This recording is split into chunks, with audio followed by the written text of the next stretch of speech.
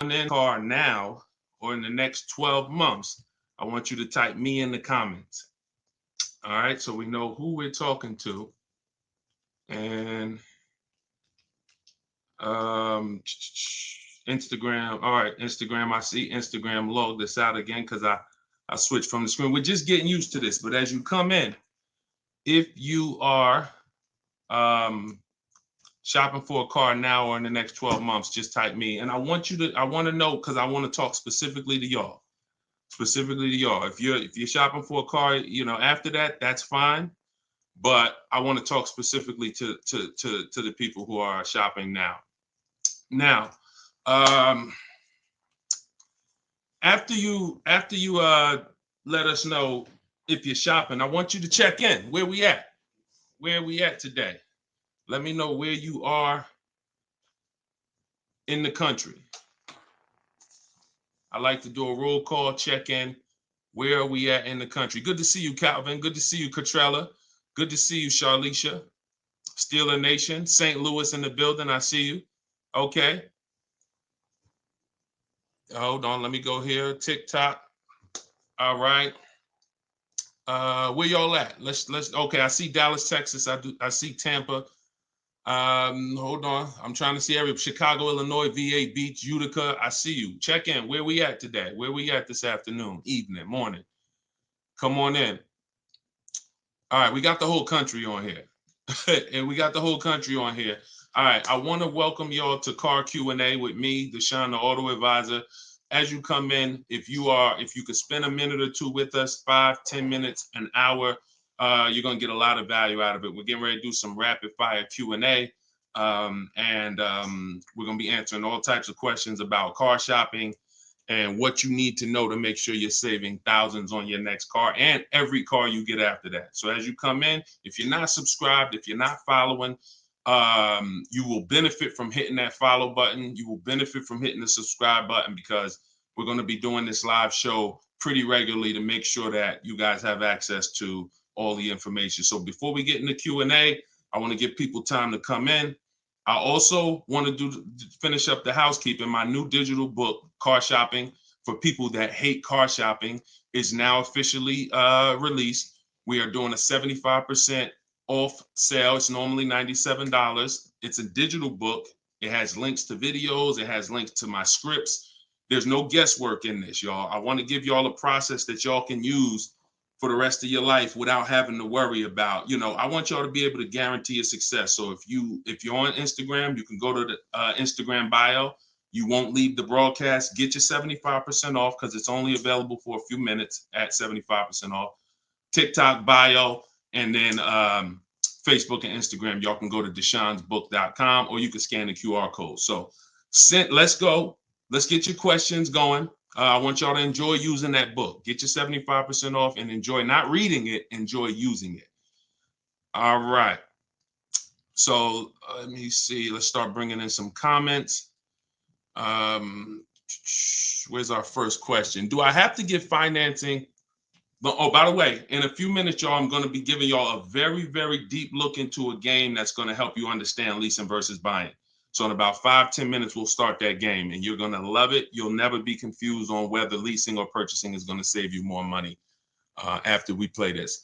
Do I have to get financing to lease a car? No, you don't. Whenever we lease a car, we are always using the dealer's financing department, their company, the bank that makes the car. And because we can't shop for our own financing, how do we make sure that they're not marking up the interest rate on the lease? Multiple offers.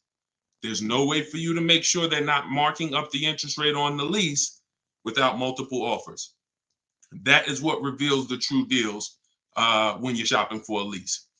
So there's no interest rate to shop for, but we must protect against interest rate markups with multiple offers because some dealers will mark up the interest rate and never tell you.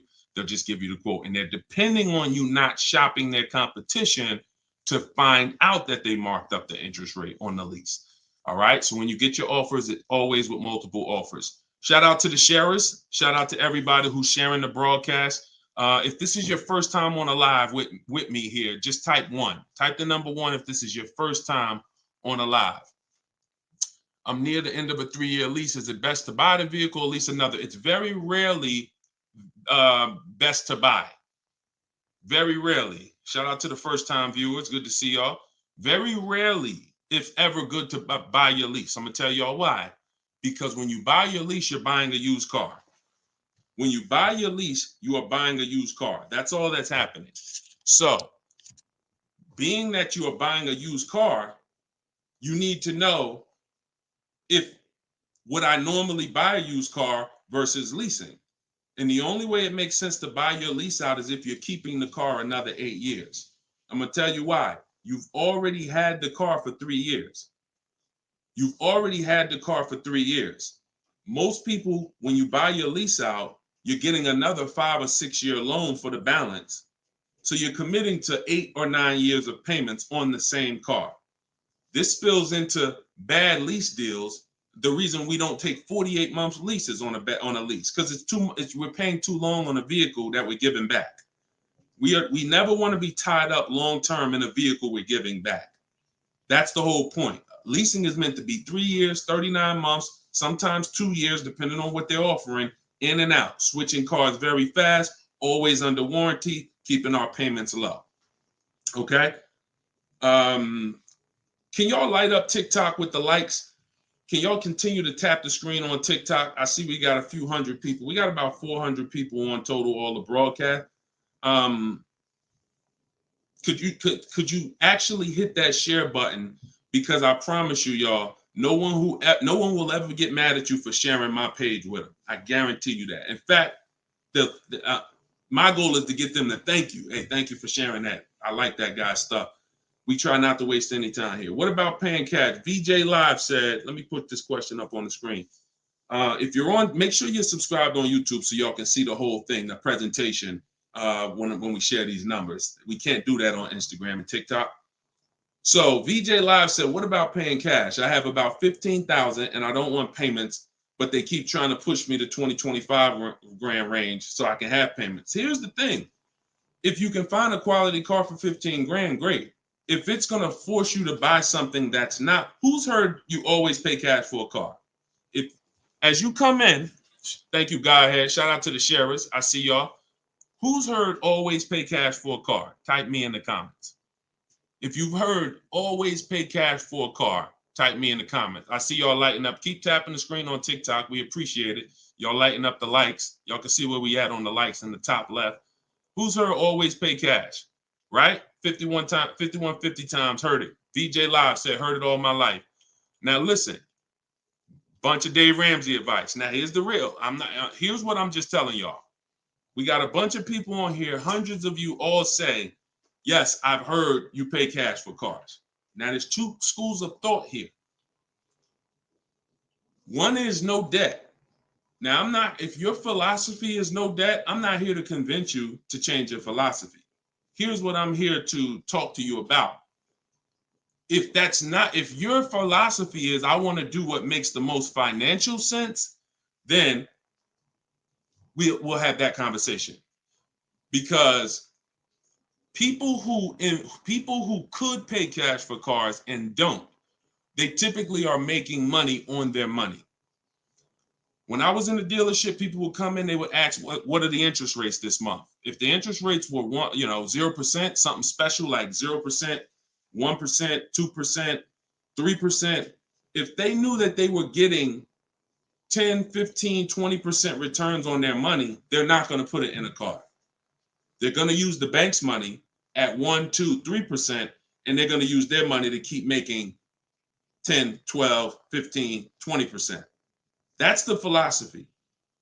So they view that as, I'll pay 3%. They view it more as a business transaction than as a leveraging money to make more money. See, some people will tell y'all people who don't pay cash for cars, they're into debt. But I'm here to tell you that when I sat with very, very savvy people in my career with Mercedes and General Motors, I had tons of people who could easily have wrote a check for the car.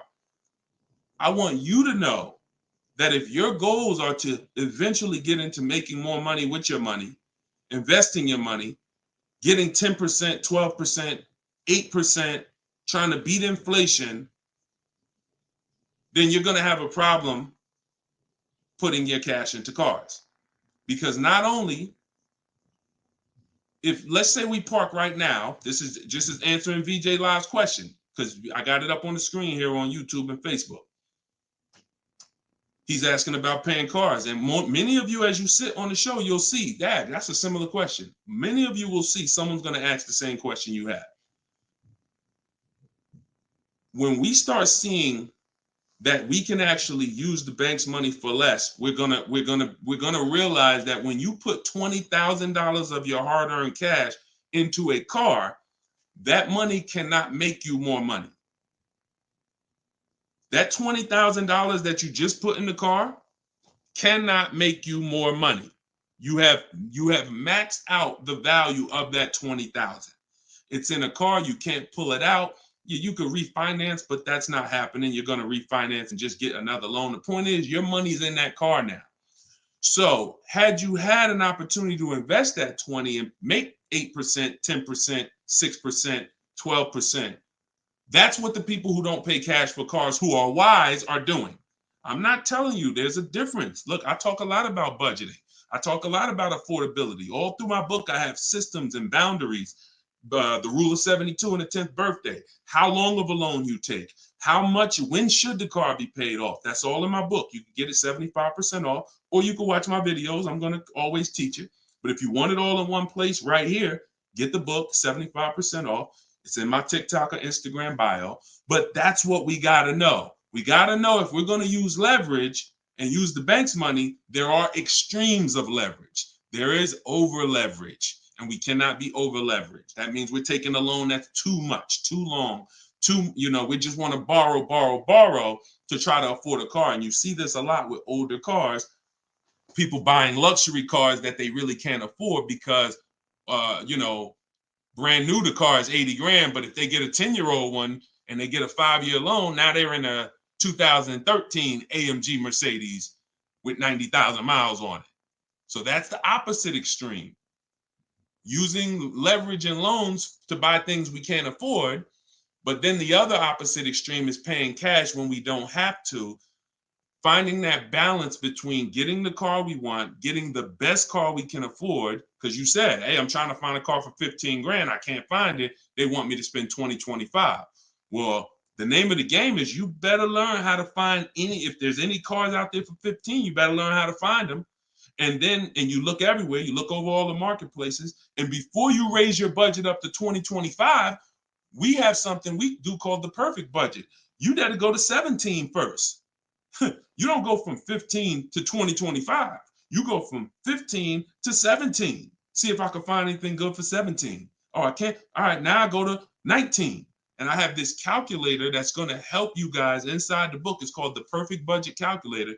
You put in the money you have, you put in what you want your payment to be. It's going to tell you how much car you can buy. You put in your state, so we could have.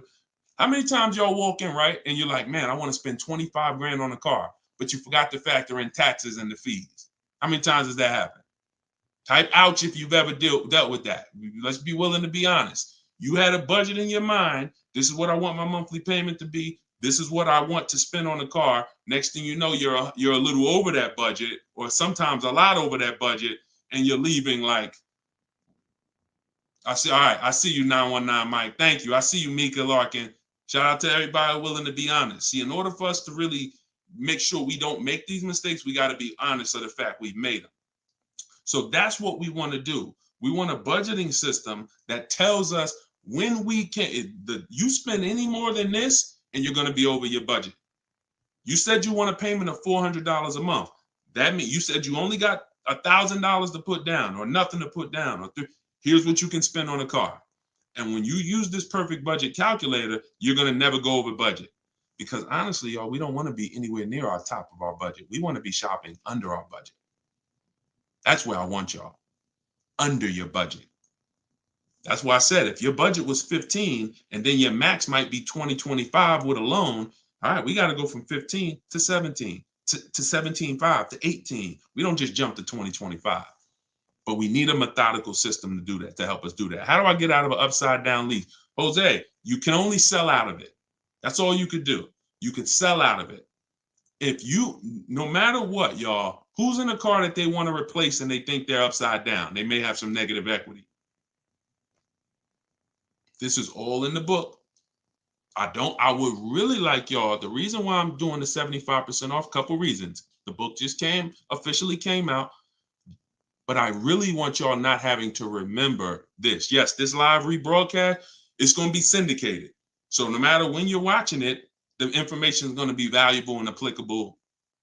But I really want y'all to have the book so that you can actually reference the information over and over again. Thank you, B-Bad. Thank you for this info. Thank you, SJF Racing. So, all right. Yes, 25 goes to 30 real fast. Let me show y'all something, and then we'll continue. This is where we are right now on Goodreads.com. We're rated 4.94. We've already received 27 reviews, 31 ratings, and the book hasn't been out yet. So if you go to Goodreads.com, if you're on YouTube, if you're on Facebook, you can see what I'm posting. But I'm sharing the fact we're already rated 4.94, 31 ratings, and the book hasn't come out yet. So now that it's officially out, I really want y'all to have it. And so make sure you take advantage. Get your 75% off. It's normally $97, but while you're watching here, it's 75% off. Everything I teach is in there in one place, so you don't have to remember it. All right. If you have let's talk to the people who are in an upside down lease or upside down loan. First of all, we don't want to be there. I'm gonna tell y'all why. If you're in an upside down lease, that means you didn't pick your mileage correctly. That means something happened, because with a lease, you have to have predictable miles. You have to know how much you're going to drive roundabout. You got to be able to guesstimate. That's why if you're running a Turo business, when you're trying to rent the car out for, 40,000 miles a year, or you don't know how much it's going to be on that car. Could be 20, could be 40. A lease is not good because you can't predict the mileage. But in normal life, we can predict our mileage very closely. Now, when things happen, let's say you were working at home, and now all of a sudden you are, you're not working from home anymore. Now you got to drive into the office to 20 miles away. Well, that's a lifestyle change. That can lead to you racking up mileage penalties. But here's what we don't want to do. You don't want to buy that car, y'all. I'm going to tell you why. Every time you lease, you have a price that you can buy the car for. Most times it ain't worth that. Yes, in the last couple of years, we saw a couple cases where, the buyout prices were good. Before the pandemic, the buyout prices usually were nowhere near what you could get a comparable used car for. So if your car was 3 years old with 36,000 miles on it, the prices they were putting was to make you not buy the car, was to make you send it back to them so that they can handle it and resell it. So if the price wasn't worth it to begin with 36,000 miles, I've seen people, you go over your miles and you're like, I'm over the miles, I'm just going to buy it. The price wasn't worth it with good mileage. The price wasn't worth, if you had 36,000 miles, that car wasn't worth you buying for the buyout price. You actually have 48,000 miles and they want you to pay the same price for it. So it's important that if we have to deal with penalties because we didn't structure the lease correctly, or because we didn't quite know what we were going to be driving, or we had a lifestyle change, taking the penalty and applying it over to our next deal is always, not always, but in most cases, going to be less money than us buying an overpriced car with high mileage now. We cannot just keep buying our leases without doing a market check. So when you asked about how do I get out of a lease with negative equity, all you can do is find out what the penalty is. There's 3 ways that you could get out of this thing. You could either pay the difference. So if you got, you could wait until your mileage, and this is, all right. If you have negative equity on a lease, I don't even like to call it negative equity because there's no such thing as negative equity on a lease. There's penalties. That's different. Penalties on a car you purchase. Yes, there's negative equity. You bought it, you have a loan on it. The value is not worth the loan. Negative equity. With a lease, we have penalties, over mileage penalties. And now some people will say, well, I'm going to go over mileage. I'm going to get out of the lease 3 months early. But you don't realize if you get out of the lease early, what do you still have remaining? Payments. Three months of payments, 6 months. Who's ever had a dealer say, hey, don't worry about the payments. We'll take care of the old payments. Who's ever heard that? Type me if you've ever had a dealer say to you, don't worry about the old payments. We'll take care of the old payments. Okay, lots of you. The problem with that is the payments don't disappear. They always get rolled over to the next lease. They always get rolled over to your next deal. So what I want y'all to start doing is I want y'all to see that the money is not hitting. When you have negative equity, 5,000, you got this baggage from your old car, it does not go away. It gets either transferred or you can pay off the difference. So the key is to stay out of negative equity, to stay out of penalties, because yes, once you have them, they have to be accounted for. We got to find our great deal, and then we got to bring our penalties over on top of the great deal. That's all we can do. Now, you better try to see what your car is worth selling it, because you said you're over miles. You call your leasing company, you get your payoff, you find out what your cash offers are. Go to Vroom. Vroom's out of business. Sorry, CarMax, Driveway, Carvana, AutoNation, and Kelly's Blue Book Instant Cash Offer. You can go to Car Guru, Sell My Car Too. These are all people that give you cash for your car. That's what your car is really worth, what those companies will pay. Whoever's the highest bidder, we take that. See, what I'm teaching y'all, and some of you are going to get it immediately right here, right now. Some of you, it's going to take a while to get the fact that your money comes when your savings come when you start learning to make people bid instead of getting one offer. You get the most money when you start learning to make people bid. And so what you have to do is get multiple offers, find out what your car is worth. When you go on those websites, when they ask you, is it a lease, say no, because their websites are set up to where if you put it's a lease, it's going to automatically trigger that they can't buy it. But they can buy it. We've been doing this, y'all. I got hundreds and hundreds of members in Cars from Home University. We shop all around the country. You must put no when you're getting offers for a lease, because their computer is set up to automatically think that it's a third-party restriction and they can't buy it. But when you call your bank, you're going to ask them, do I have a third-party restriction? If they say no, then that means you can sell to anybody. But again, the way these companies are set up, they saw us making all this money on these cars, and the bank said, no, we got to do these third-party restrictions. And there was so many people going to those websites saying, oh, I'm about to sell my lease. And then they would get there, or they would talk to them and they would say, no, we can't buy it because it's a third-party restriction. So they just made their website default to, we don't buy leases, but we do know if you don't have a third-party restriction, they can buy your lease. And it's very important for you to know that. And if you do have a third-party restriction, it doesn't limit the fact you can sell and make money. It limits who you can sell to. When you have a third-party restriction, they say what they're saying is you can only sell your car to a dealer that makes the same brand. You cannot sell to a third-party, Carvana, Driveway. You can't sell to them directly. You can only sell to a dealer. So what does that mean? I see y'all lighting up the likes on TikTok. Can y'all keep tapping the screen? Let's keep those likes going up. I see it. I appreciate it. And thank you to everybody sharing. So when you are, I just got off my point, but I know it was about selling. So multiple offers, y'all. This is all in the book, Car Shopping for People That Hate Car Shopping. Who has their copy? Who got their copy? We'll continue. We got some more time. We're gonna keep doing Q&A, but who got their copy of the book already? Who got their 75% off? I really want y'all using this. The book is affordable for everybody. Everybody. All right, especially at 75. Now it should show, make sure it's not showing the $97 price. That's the normal price. I see you, 5150. Okay. All right, I see you, Jimbo. Okay. I see you, Diane. I appreciate you. Okay. And I want y'all to use it. Don't read it, use it. That is like literally it's an action guide. That ain't a book you read and then you have a bunch of things you got to remember. I'm walking you through the process step by step. And again, everything I teach is in my videos. So I don't hold back in my videos, but I do want y'all to have access to all the information in one place.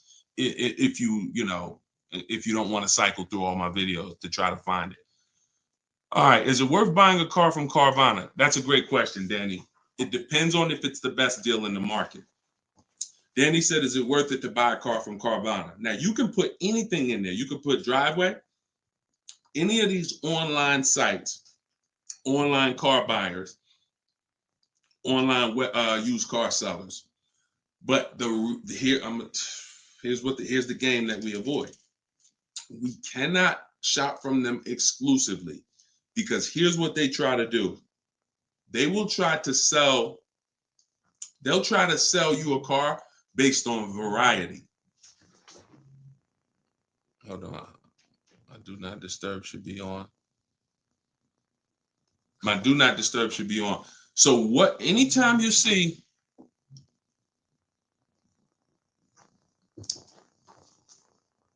hold on 1 second. I keep getting a call and I don't know why it always does this. I don't want to lose the people on Instagram. Hold on, Instagram. We got you. All right.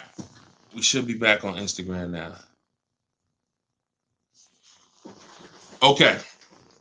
So most times, especially when we're selling our cars to these people, you got to realize we sell our cars to Carvana, to Driveway, to all these companies because they pay more than dealers on average. If they're paying more than dealers on average, they're usually not the lowest price. When they're selling the cars, they're usually one of the highest. You can't pay people more than dealers and then turn around and sell for less than dealers. That could be part of the reason why Vroom went out of business. But whenever we shop for a pre-owned car, Carvana is always on the list. Whenever we shop for a pre-owned car, CarMax is always on the list. Driveway is always on the list. Why? Because we shop everywhere there's a used car. You may have been trained to shop local with used cars, or to shop I only go to Car Gurus. Then you're missing the stuff that's on cars.com.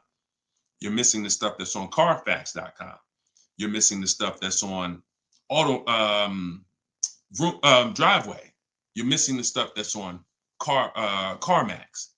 So we got it just the same way. If we were buying a baby stroller, we're going to go to Walmart, right? .com. We're going to go to Amazon, right? We're going everywhere, right? That's the same way we got to be when we're shopping for used car. Carvana is just one marketplace. And unfortunately, there are people who shop from them exclusively because they're like, oh, I just love Carvana. I don't have to go into the dealer. And they don't realize that, one, what I teach you won't be in a dealer more than 30 minutes. And also, if I'm not checking their prices, I'm going to overpay.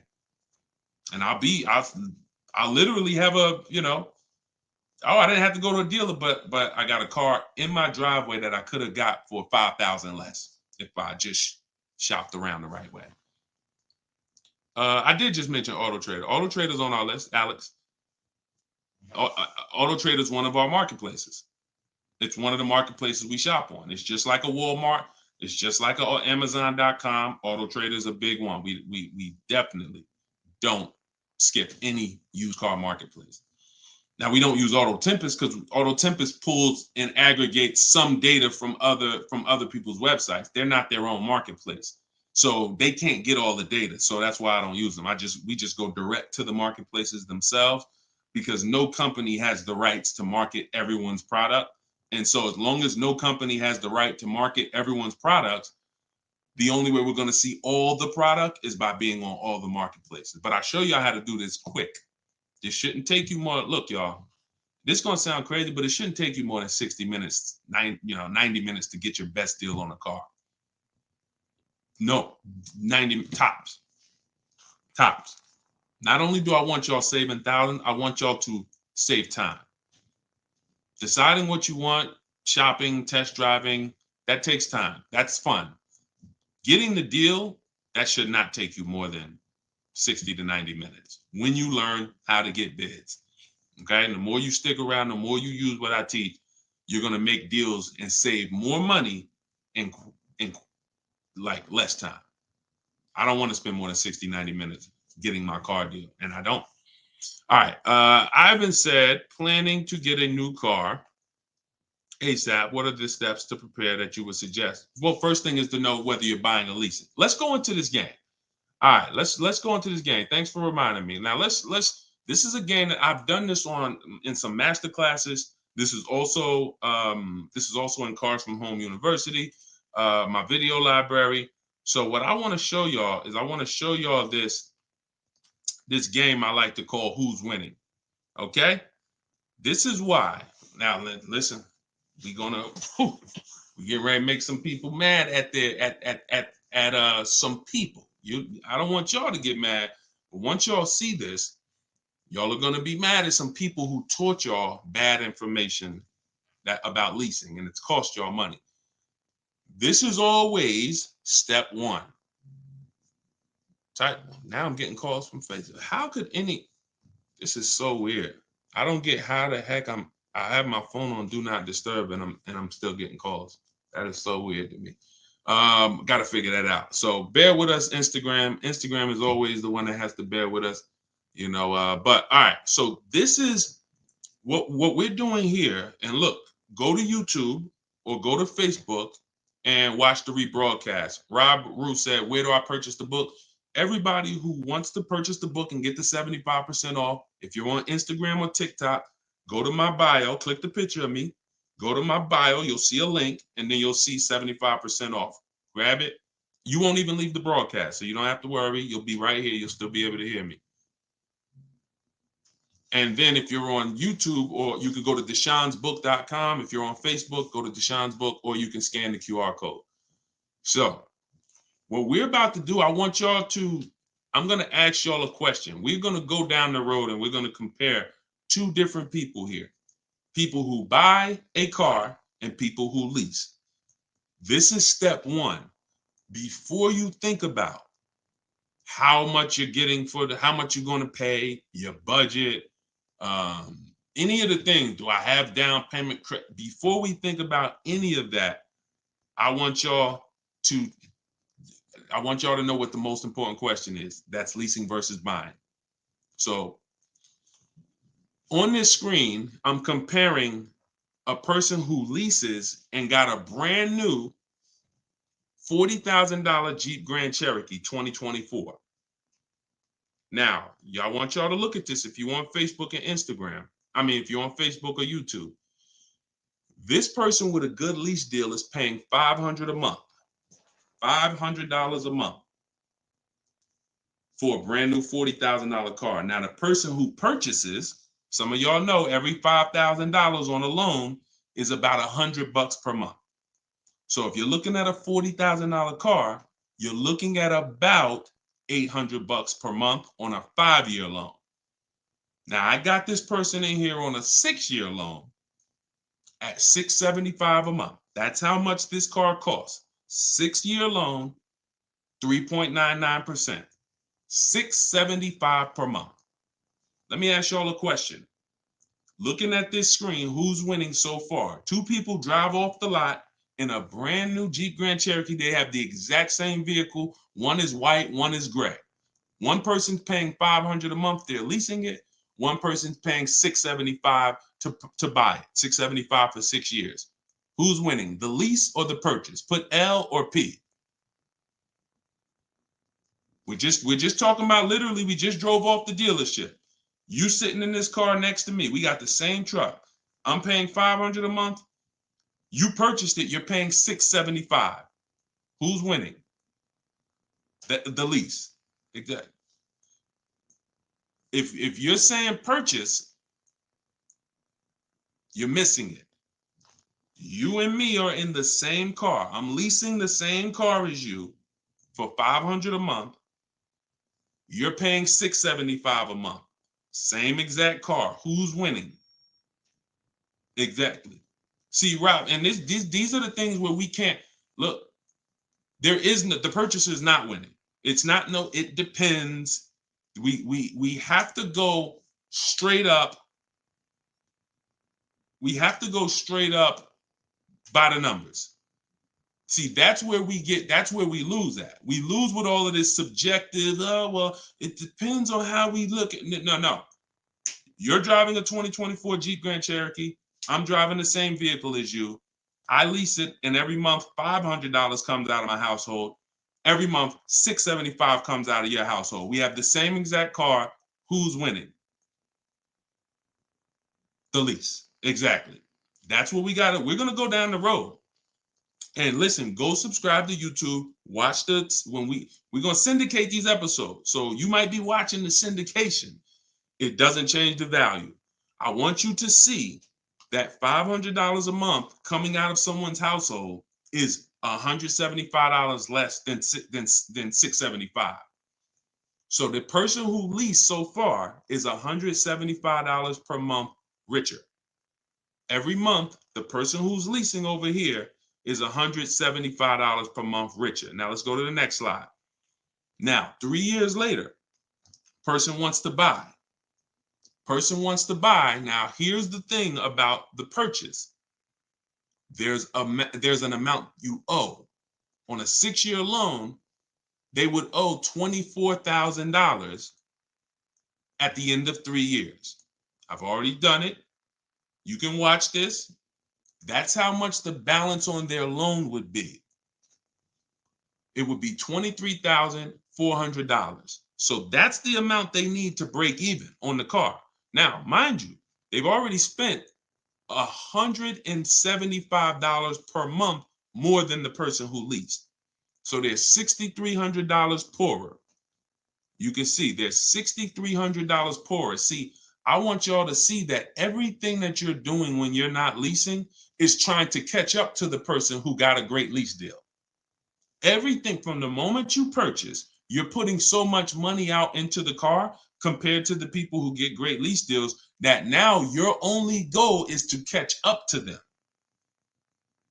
This is why this is step one right here. Go to YouTube, watch it on YouTube so you can get the whole view. So 675, 500. Now, this vehicle, y'all, is 40,000 brand new.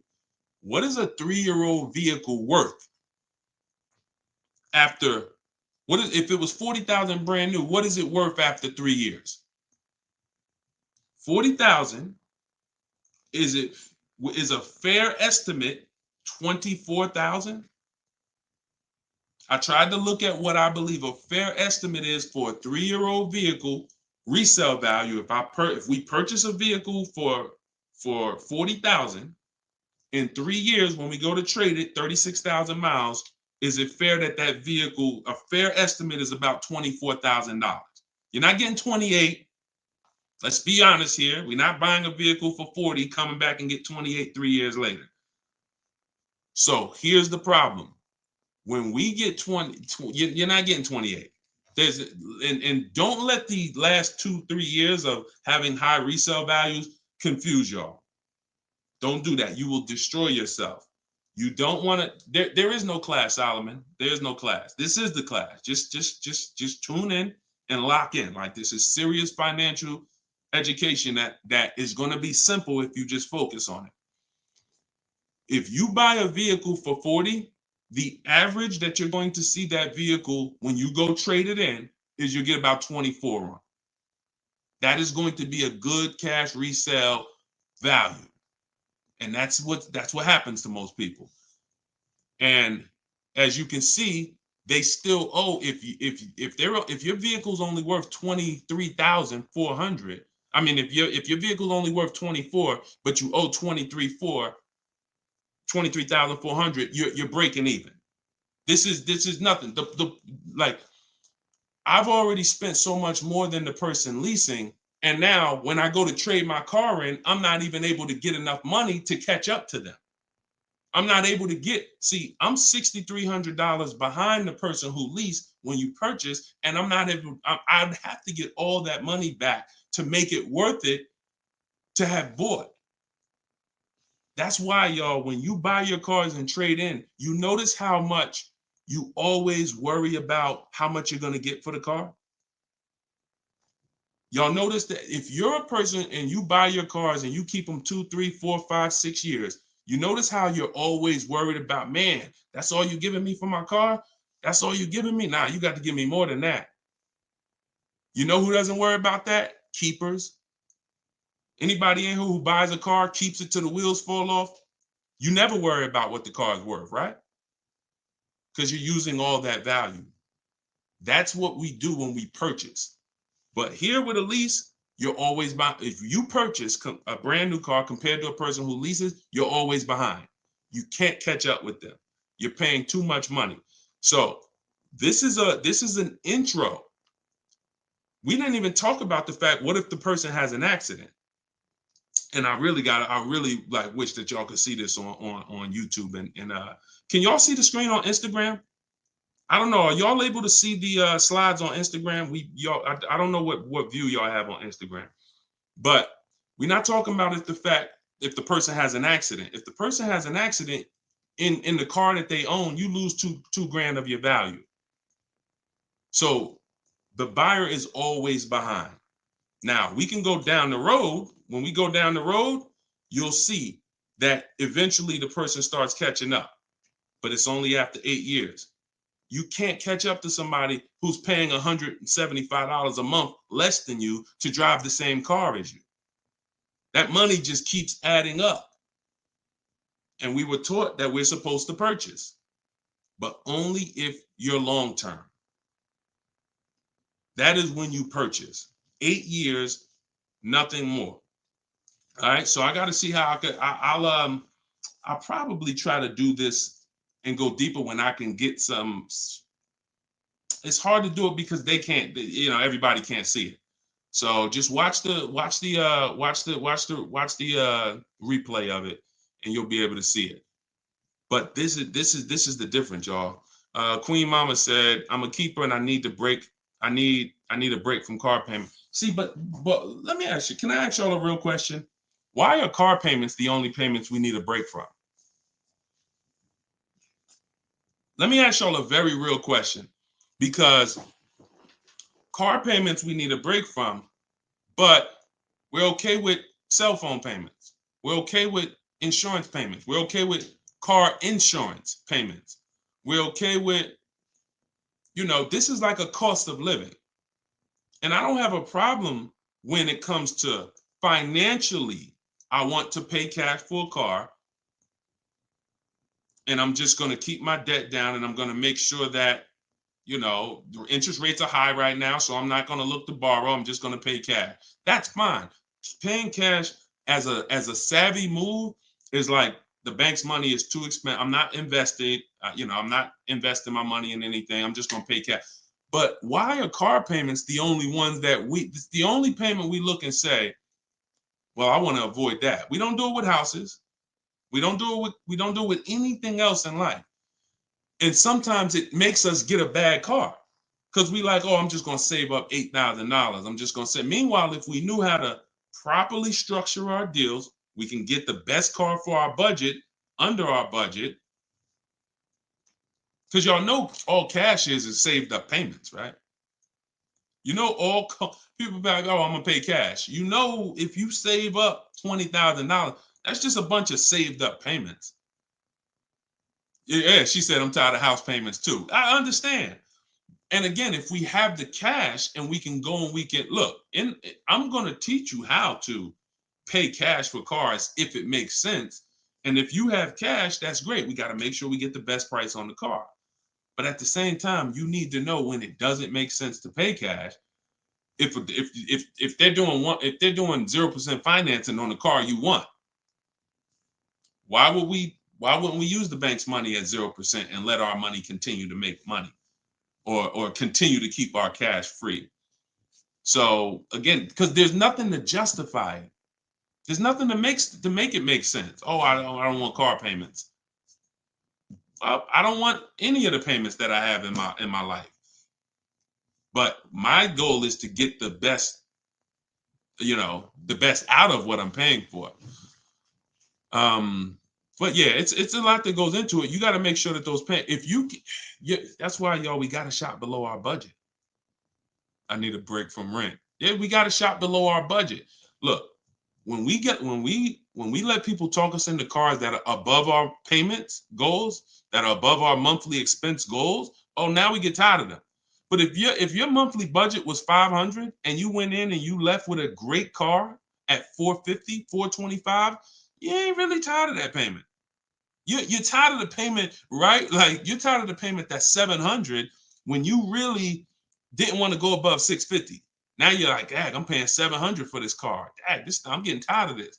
When you're under, you don't get tired when you're under your budget. You get what I'm saying? Does that make sense? Type of I don't know, dollar sign if that makes sense. We only get tired of payments when they're over our budget. When they're comfortably within our budget, we're never tired of them. That's why we're fine. So, but we got to learn how to get the best cars for our budget, and that comes through multiple bids. You have no idea, and then it comes through leasing versus buying, which is what we've been talking about in this initial thing. In this initial thing, I'll try to get everybody on one stream, where y'all could all see, because I really want to focus on the people who could see the slides. And because I know I could engage with them because they can see the slides, and then but it's people who can't. So that's all right. We'll continue to adjust. But you got to know, believe me when I tell you, thousands of people have learned that the biggest issue of affordability for the cars that they're driving was the fact that they didn't understand leasing. Leasing is going to get you 30, 40% more car for the same money when you learn how to get great lease deals. All day long. So if it's people who driving a daggone $50,000 car, they got a $900, $1,000, $1,100 a month payment. At the same time as people driving $50,000 cars, and look, this is their payment. I'm gonna show y'all something that's gonna blow your mind. You can't believe that this is a payment on a car. Right here, look. Greg is in our Facebook group. He's in our Cars from Home University program. He said, my first time posting here.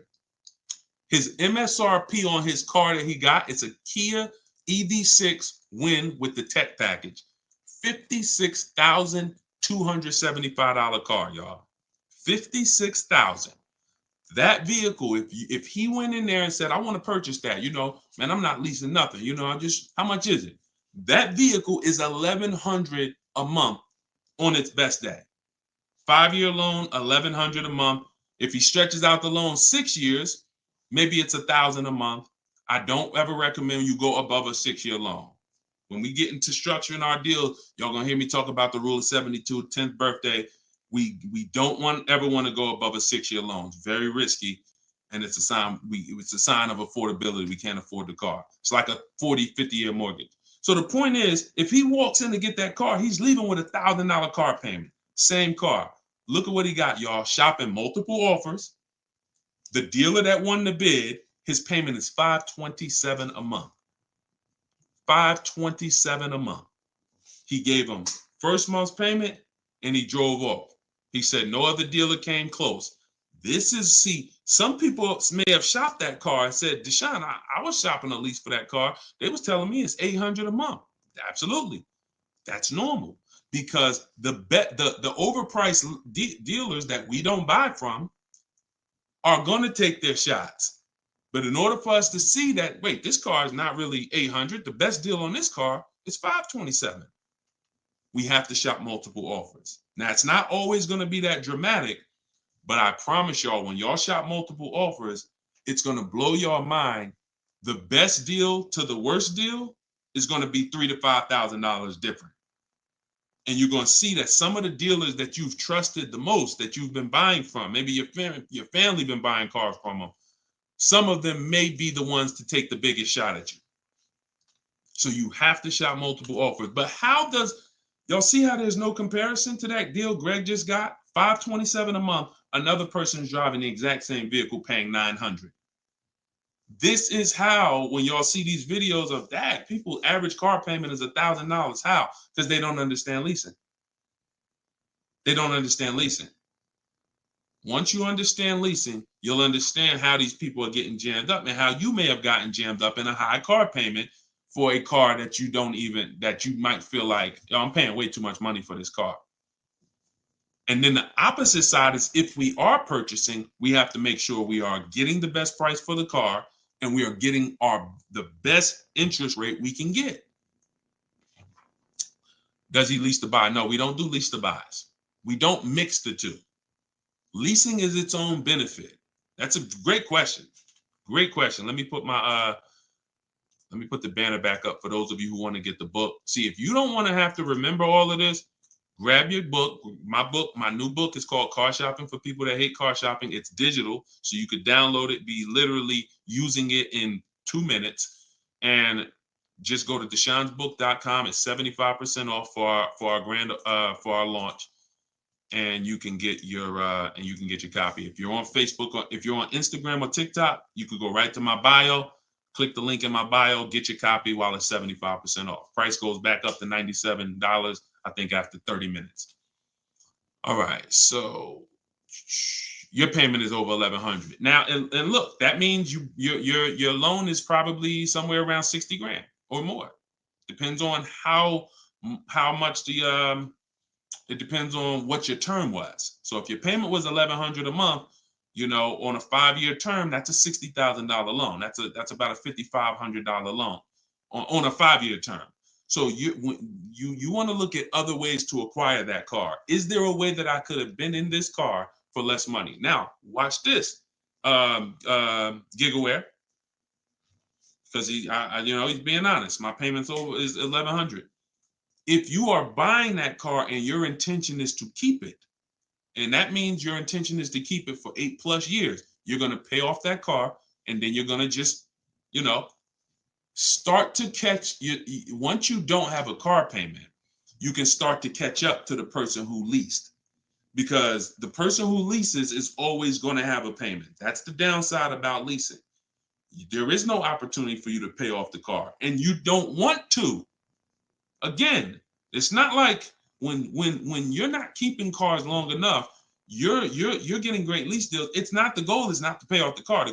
The goal is to drive the most car I can for the least amount of money. That's the goal with a lease. The goal with a purchase is to now pay off the car and start to now keep the car long enough for the depreciation to cool off. Depreciation is the value that it loses every year. Thank you, Becky. Good to see you as well. Long time. Great to see you. So depreciation is the value the car loses every year. When you buy a brand new car, you lose 20% the first year. Then you lose 15%. Then you lose 15%. Then you lose 12%. Then you lose 10%. And as you keep the car longer, it gets to a point where you're only losing 5% or so a year. But you must keep that car long enough to get to that point. And what many of you have been taught to do, you may have been taught to, man, I buy my cars and then I'm replacing them in 3 years. I'm replacing them in 5 years. Now I'm replacing my cars when they're losing the most value. That's not when you want to replace a car. You now bought the car, it's losing value like crazy for the first 6-7 years. Now, perfect. It's going to cool off now. It's paid off now. Now I can start to recoup some of all that money that I put into that car. But most people don't do that. You may have been taught, I just go and get another car and I start the process all over again. So not only are you never getting to benefit, not only are you always having a payment anyway, you're not getting the benefit from all the money that you're putting into these cars. You're never allowing the depreciation to cool off to where you got no car payment and you just got a car out there and you can stack some of this money up. It just happens all the time. It's an issue of not understanding leasing. Leasing is for short-term people less than 8 years. Purchasing is for long-term people more than 8 years. And don't worry, we'll continue to go deep on this. All in the book. So anyway, anybody who wants to really know this and have it all in one place so they can use it, if you're shopping for a car now or in the next 12 months, you need this stuff right now. I got tons of videos all over all my Facebook pages. But if you want all the information in one spot, get your book at 75% off. Just make sure that it's not showing the $97 price. whenever you click to the website, make sure it's showing the 75% off price. So you can purchase off the bank loan. I don't know what you mean by that, Skinner. Is it smart to lease and then buy it out? No, see, and again, that's a very common question. Yo, what's the benefit of that? I mean, somewhere along the lines, we heard about leasing to buy. We don't want to, you're only leasing because you don't want to buy the car. You're buying the car because you want to keep it and take care of it for the long run. I see you, Dr. Coop. Congratulations. She said, I got the book. Enjoy it. Use it. Don't read it. Use it. And, I really can't wait to hear your success story. There's no reason. Look, when I'm going into a lease, and you got to have this in your tool belt. Some of you, your children are not going to keep a car 8 years. You're going to need to set them up to get a great lease. Yeah, you might be a person who like Deshone. I just buy my car, man, I keep it 10 years. If that's you, type K for keeper. Most times, if you buy your cars, you keep them 10 years, type K in the comments for keeper. Thanks, Ambi. Said keep killing it. Appreciate you. If you are, the book is called Car Shopping for People That Hate Car Shopping. It's in my TikTok bio and it's in my Instagram bio. But I think you only got, it's 30 minutes. You could get it for 75% off. While everybody is on, you could get it 75% off. Okay, so keepers, you are not, you're not worried. That's when you buy. When I'm going into lease, I'm not thinking about keeping. We don't want to mix the two. Leasing is, I'm going to get a great lease deal where I drive a brand new car for pennies compared to purchasing. Or for a small percentage compared to purchasing. That is a lease. My goal is not to buy the car. It's not to buy the car. You see, when we keep, we win. When we lease, we win, as long as we're getting good deals. But it's people who are mixing the two, and that might be you, and that's where we lose. We buy, and then we trade. We buy, and then we sell it in 2 years, 3 years, 4 years. We tired of it. Oh, I'm gonna go switch out of this. That's mixing. The other one is you lease, and then you purchase the lease. So you lease your vehicle, and then you go buy it at the end. That is mixing. You don't want to mix because the benefits of leasing are laid out. The benefits of purchasing are laid out. Very clear, separate benefits. When you mix the two strategies, you lose the benefits. And again, most people who would tell you they bought their lease, they're buying it with a 5 or 6 year loan when they've already been paying 3 years to lease it. The lease is 3 years. The loan is 5 years. That's 8 years. And I'm going to tell y'all how this happened. How I figured out this was so bad, I'm going to be honest with y'all. I was in the dealership one day. Somebody comes in. They're like, hey, I want to replace my car. So I go out and I look at the car. I ask them what they owe. No, I don't think I asked them what they owe. They come to the dealership. They say, yeah, I got a car out there. I want to trade it in for a new car. And I'm like, okay, that's pretty normal. Let's take a look. Here's what happens. I say, what year is it? And they'll say, well, it's a 2018. I'm just using like a real example. Like they say, oh, it's a 2018. Now I'll ask them, how long have you had it? And they'll say, well, I bought it brand new. So I've had it 5 years, 6 years. Now, follow me, y'all. Everybody on here, I want your opinion on this. Person comes up and says they've had a car for 6 years. They bought it brand new. They've been paying on that car for 6 years. Don't you think that car should be paid off by now or almost paid off? Yes or yes. Type Y if you understand. Person bought it 6 years ago. You go out and I'm like, okay, mister, how long have you had it? They're like, I've had it for 6 years. So I'm like, okay, perfect. Everybody's saying yes. So this is what I'm thinking. This is how I found out buying your lease was a bad idea for most people, if not all.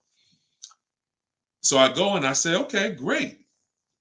I see you're here trading. Now, in my mind, I'm already trained to talk to him about leasing because, thank you, Brent. I know you're here trading this car in 6 years. I want to show you what leasing looks like, and you're going to love that a lot better. You're not going to need this down payment. I'm going to be able to give you a check back for this equity in this car you got here. It's going to be all good. And I've helped some people do that. They come in and I show them the lease, and I'm like, you keep just trading your cars, but if you lease, here's what, boom, that you could do. And then I'll give you this, you get a big check back for your balance of your old car, all of that. So this is when it works, it's beautiful. But when it doesn't work, this is what it looks like. I'm like,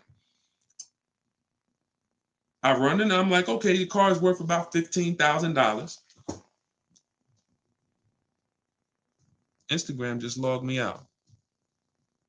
Instagram just logged me out of nowhere. I don't know what happened. Let's see if I could go back. All right. So now when it doesn't work, so I go out and I find the used car manager may tell me this car is worth $15,000, and I'm like, okay, perfect. It's probably paid off. Great. He's gonna get like a check back for like almost all that, and then he's gonna have a low payment. He's gonna love it. So I find out when I call the bank, I say, how much you owe? He says, well, I don't really know.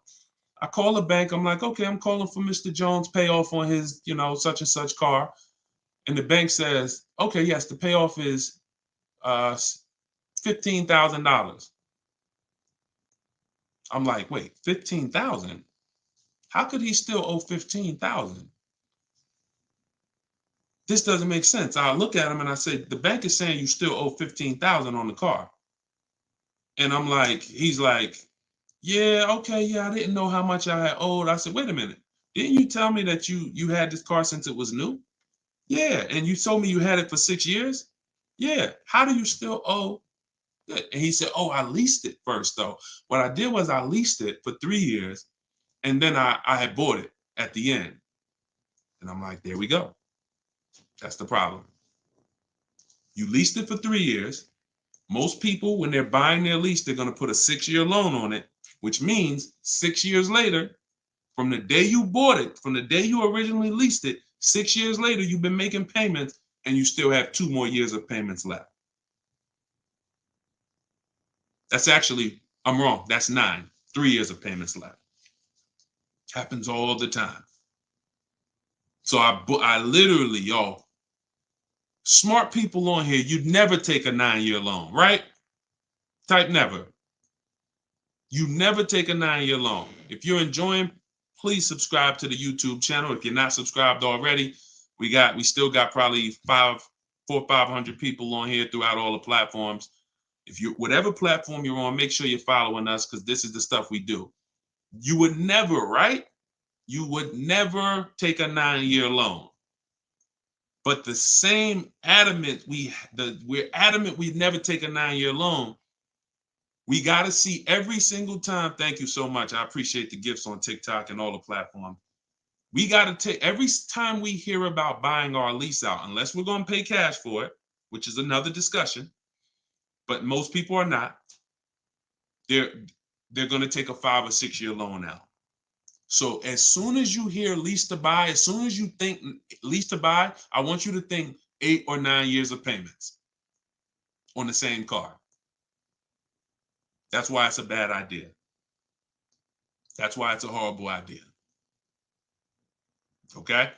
Now, if you are comparing, we had somebody in our group yesterday who was asking about buying his lease out because he's going to give the car to his parents and because they're going to keep it long term, and the value of the car compared to the value of a similar used car is a great deal. That's different. Buy it.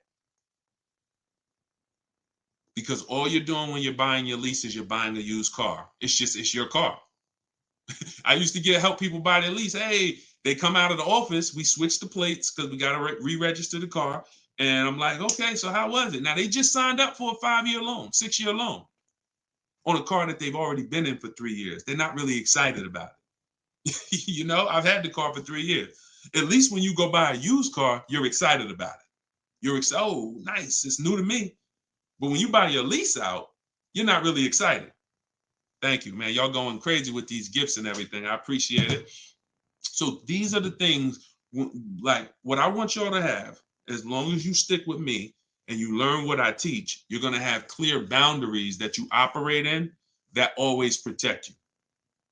That's the name of the game. There's clear things I do, there's clear things I don't do. I know I have rules, I have boundaries, and what I want y'all to get familiar with is the 8-year rule. The 8-year rule is the first rule. It says if you're not keeping your car 8 years, you should not be buying it. You can't outlive the depreciation. You cannot outlive the depreciation compared to someone who purchases. Now, it's too much to go deep on right now. We'll go deep because I know some people thinking, oh, Deshone, but if I pay cash for a brand new car, I'll pay less overall. Yeah, but if you pay cash for a brand new car, you're still laying out all the money. You're still laying out all the money and you're still trying to get that back. You're still, oh, I paid 30 grand, 40 grand, 50 grand. Do you understand that a person who leases that same car, what would you rather be?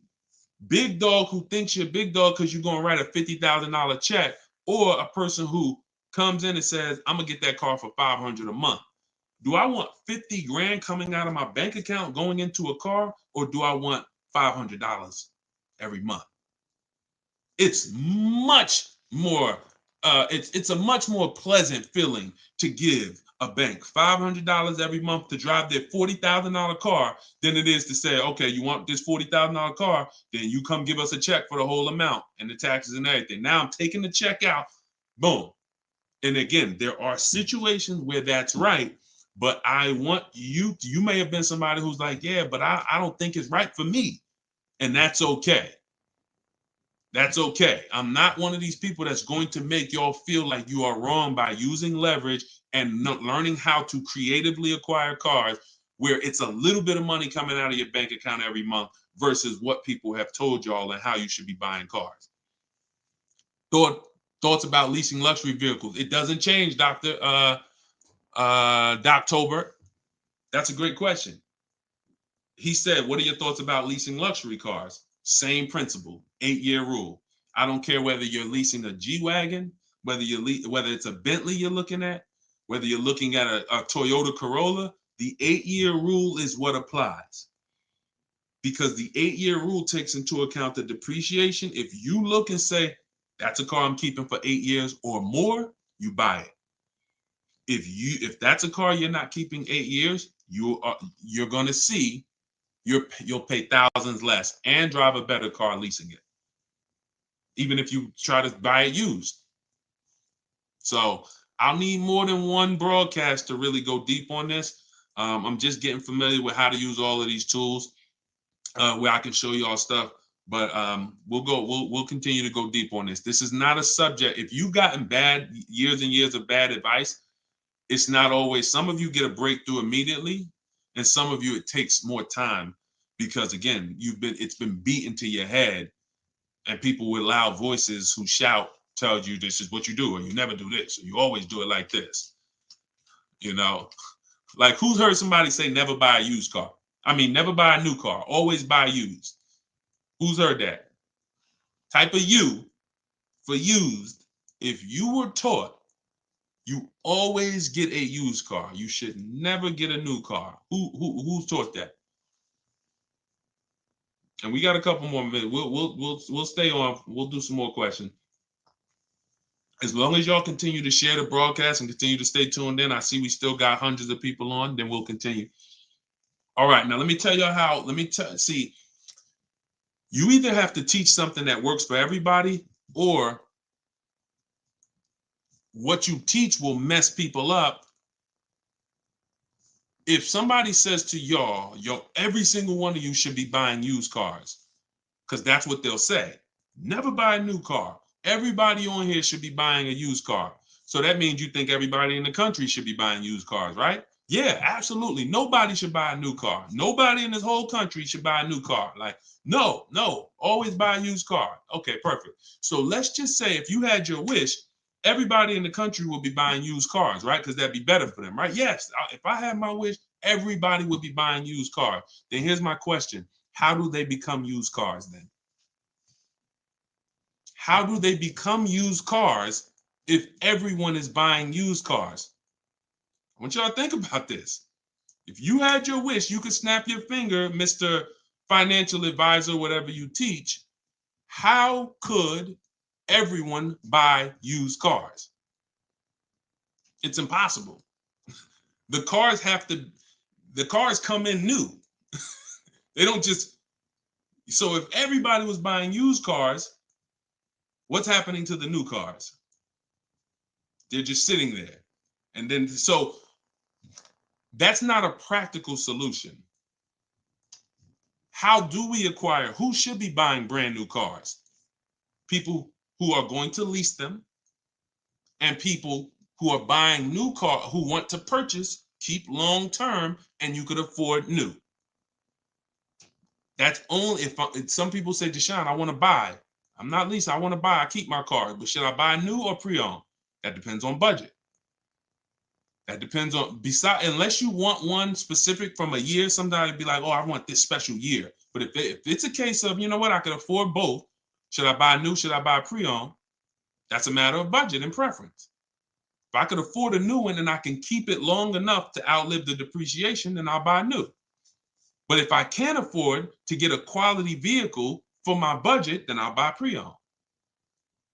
And some people want to treat themselves. Some people like, I only get a new car every 10 years, Deshone. I'm going to get something new. That's fine. That's fine. As long as it's long term, because time heals all wounds. We killing the likes on TikTok too. I appreciate everybody tapping the screen. Y'all still running the likes up. Appreciate it. Shout out to the subscribers. If you haven't subscribed to us on YouTube yet, please, we invite you to subscribe. This is what we'll do. You'll get notifications of when we live, so you can make sure you tapped in. I see you, Barbara. She said, I just bought the book. I appreciate everybody who got the book at 75% off. This is the launch. I'm excited. As y'all saw earlier in the broadcast, we're already rated 4.94 on Goodreads.com. We got 31 reviews. That book, Car Shopping for People That Hate Car Shopping, has been really changing people's lives and the way they shop. It's a tool. It's not something you read. It's something you use. So get your copy at deshonesbook.com, 75% off, or you can scan the QR code, or if you're on Instagram or TikTok, just go to my bio. And as long as you're seeing this, you still should be able to get it at the 75% off price. And it's immediate download. So, and you'll see as you read it, there's a reason I had to make it a digital book. I couldn't print it because it links to videos. It links to docs. I got scripts that it links to. There's no way I would have been able to do it printing the book. And then also, sometimes I need to update stuff. Like Vroom went out of business 2 months ago. If I would have printed the book, now Vroom is, I need to be able to update real time when something happens. And I couldn't do that with a print book. I didn't want thousands of print books out there and then something changes. And now I got to tell people, oh no, you got to get volume 2 now. You know what I'm saying? Thanks, Angelina. All right, so Dr. Coop says, I have a paid off Toyota. I don't want to trade it. Should I have a down payment? You don't need, look, if you can find a deal on the vehicle you want below your budget with no down payment, then do it. You said you have a paid off Toyota. You don't want to trade it in. Now, here's what I ask people. You put the vehicle to use, because if you're going to go and get another vehicle, then you're going to be paying for that vehicle. You don't really want, the only people I recommend have an extra vehicle is if you're a high mileage driver. Who's a high mileage driver? You're driving over 20,000 miles a year. Over 20,000 a year, type HM for high mileage. These are the only people that it benefits you having a paid off car like this. So sometimes it's worth it to buy your car, pay off the first car. And here's what I like. All right, so we got a lot of high mileage drivers watching right now. So I have a strategy in the book, and what you'll hear me talk about is really 2 routes for high mileage drivers, so that y'all can stop having all this negative equity when you come in to replace your vehicles. What typically happens with high mileage drivers, and the reason I suggest to them 2 cars, 1 car payment, is because they're putting so many miles on their vehicle, but your loan is a normal loan. Your loan is a 5-year loan or a 6-year loan. Those loans are made to go down for the normal or average driver. And even the average driver is going to have negative equity on these loans in the short term. So when you are destroying the value of your car because you're putting 20,000, 30,000 miles a year on it, it's going from being worth 20 grand one year to now it's worth 12 grand the next year because you put 30,000. You're destroying the value of it, but the loan that's attached to it is not moving. This is the indicator that the loan and the purchase price or the value of the asset is totally unrelated. They're unrelated. They don't matter. That's why you have to make sure you get a good price on the asset. You can't just pay attention to what is my loan doing, because your loan doesn't tell you what you're really in the car for. So check it out. You now are putting all this mileage on your car. You come in 4 years and you're like, hey, you know what? Car got 200,000 miles on it now. Let me go ahead and trade this thing in. Problem is 200,000 miles.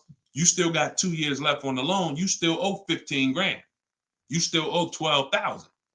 You still owe 20,000. And you are now seriously hurting your value, your next deal, because all that baggage you got to come to this next deal.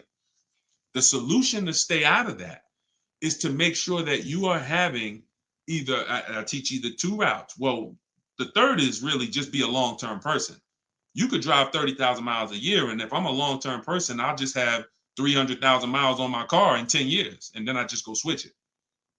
It's keepers here that's long-term people, high mileage drivers, and they get their car. That thing got 250,000 miles. It's mostly highway. And in 8, 9, 10 years, they go and they replace it. No need to lease. Again, continuing theme, long-term, don't think about leasing. Because some people who just tune in and they catch a brief, oh, is this so everybody should lease? No, that's what I'm trying to tell y'all. Long-term people, long-term purchase, you buying a car for your kid in college and they like, yeah, I'm gonna keep that thing for 10 years, man. You know I'm boring. Great. But most kids are not. They're like, hey, when I get my job, when I turn 24, I'm probably gonna want something different. So if you're not a long-term person, you should be purchasing. But I mean, you should be leasing. But going back to the high mileage, y'all, this is how it works. The two strategies for high mileage drivers is to have one separate car, you pay that thing off, and now that becomes your mileage car, and you go and lease a nice car. This is beautiful. This prevents you from having 2 car payments, and this allows you to have a nice car that you're not destroying. So you pay off that first car. If you're going to go this route, your first deal is a purchase, because you're going to get that first car, pay it off, could be new, could be used, but it must be quality. Pay it off, and as soon as that car is paid off, now I go lease my nice car. So I might be putting a high mileage on that first car I'm buying, but once I go lease my nice car, now I got a payment over here, my nice car is over here, and this is when I take out to dinner. This is when I want to go out and have a good time. I don't want a car that I'm just always putting, 30,000 miles a year on. Now I split it.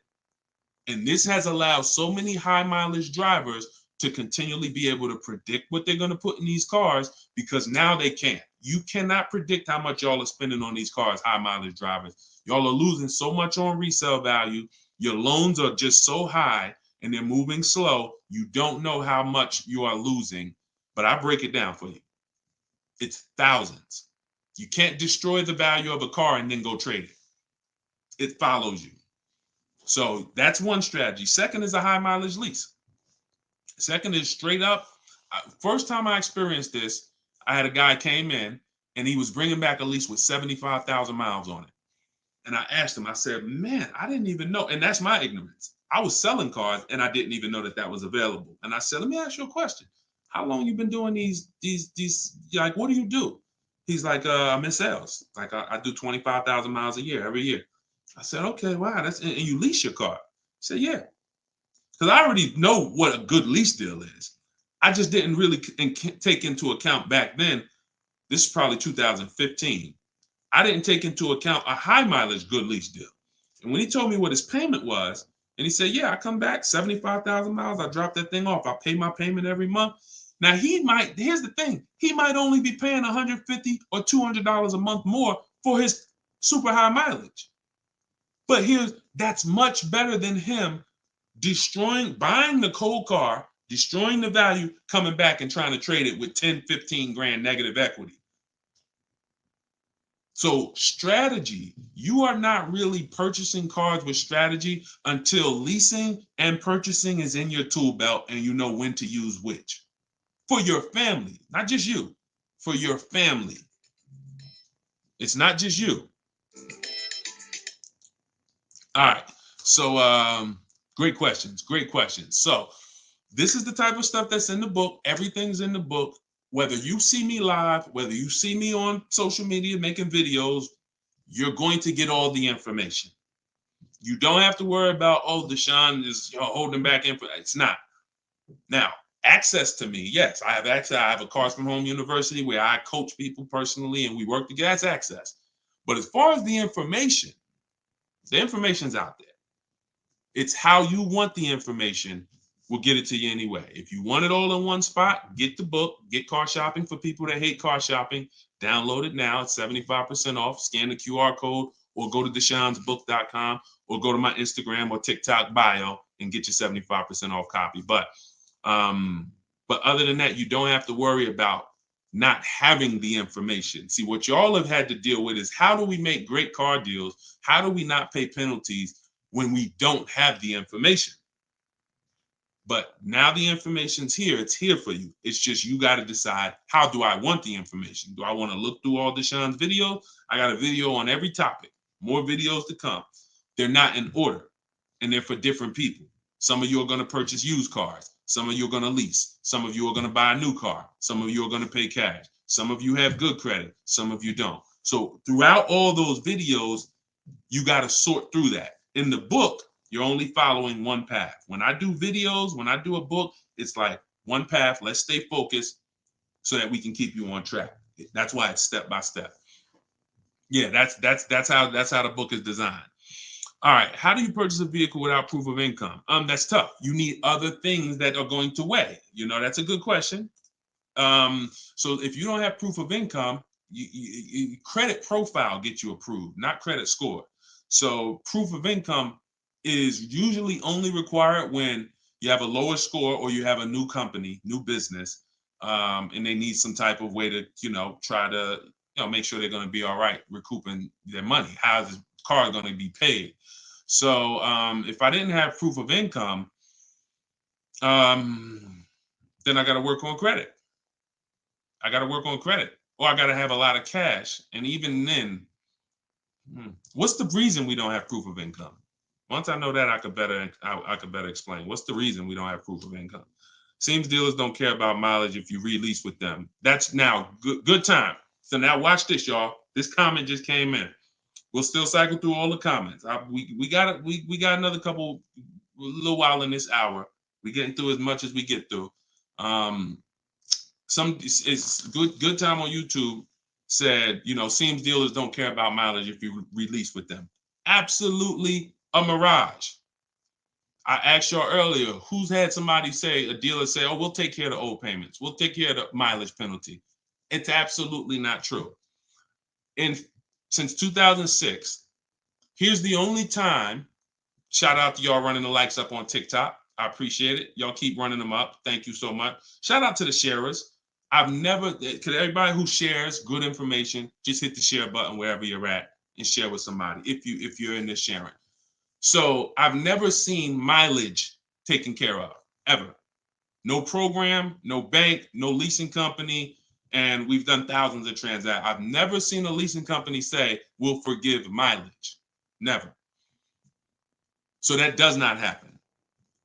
Mileage penalties let's say we calculate a $2,000 mileage penalty, that gets rolled over to your next lease deal, and we're working that lease deal with that $2,000 accounted for. So whatever the deal is we're working you now, perfect, here's what it is. Make sure that $2,000 penalty is in there. You pay for that. Now, in some cases, very rare, there's loyalty programs where they waive some payments.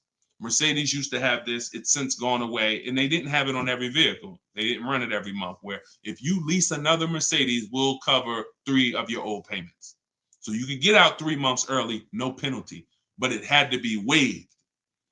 Since I got into the business, I've heard dozens of people sitting around me say, we are going to be waiving those, we're going to be taking care of those payments. Mm-mm. Are you waiving the payments? Oh, what do you mean by that? Are you waiving the payments? See that, and we when you ask them that question, I don't want you to even go in looking to get out early. I'd rather you know what your deal is, so you can shop from home the way I teach, where no one has to reveal that information to you. No one is. If you got the right strategy, you're never putting yourself in a position where someone can lie to you without you knowing it. So if you go in the old way and you go into one dealer and say, hey, I'm looking to get my, new lease and I got like penalties, and they'll say, okay, we'll take care of it. That's putting yourself in position to be lied to. Oh, we took care of that. We built in the payment. Yeah, all the payments are taken care of. This is your new payment. Mm-mm. When we shop, when we take control of our deal, that's not something someone's telling us. That's something we already know. Because when we're over on mileage, we always want to see how much can we sell the car for. I was over mileage on my Jeep, sold it, still made money. Still made money. There's plenty of people who go over on their mileage and can still sell their lease and make a lot of money. Even if they break even, they avoid the penalty. So first is always to do our equity assessment and see how much we can sell the car for. And if we can sell it, we avoid the penalty. And then we're choosing payments. Do we get out early? Do we make the payment? You see, when getting out of your lease early, unless you sell the vehicle, y'all, you can't get out of your lease early. You're breaking a contract. So I don't want y'all I don't want y'all using language or comfortable with language that cost you money, because you've heard people say this for years. Oh, I'm just going to get out of this. No, you're going to get out of it and you're going to pay penalties for that.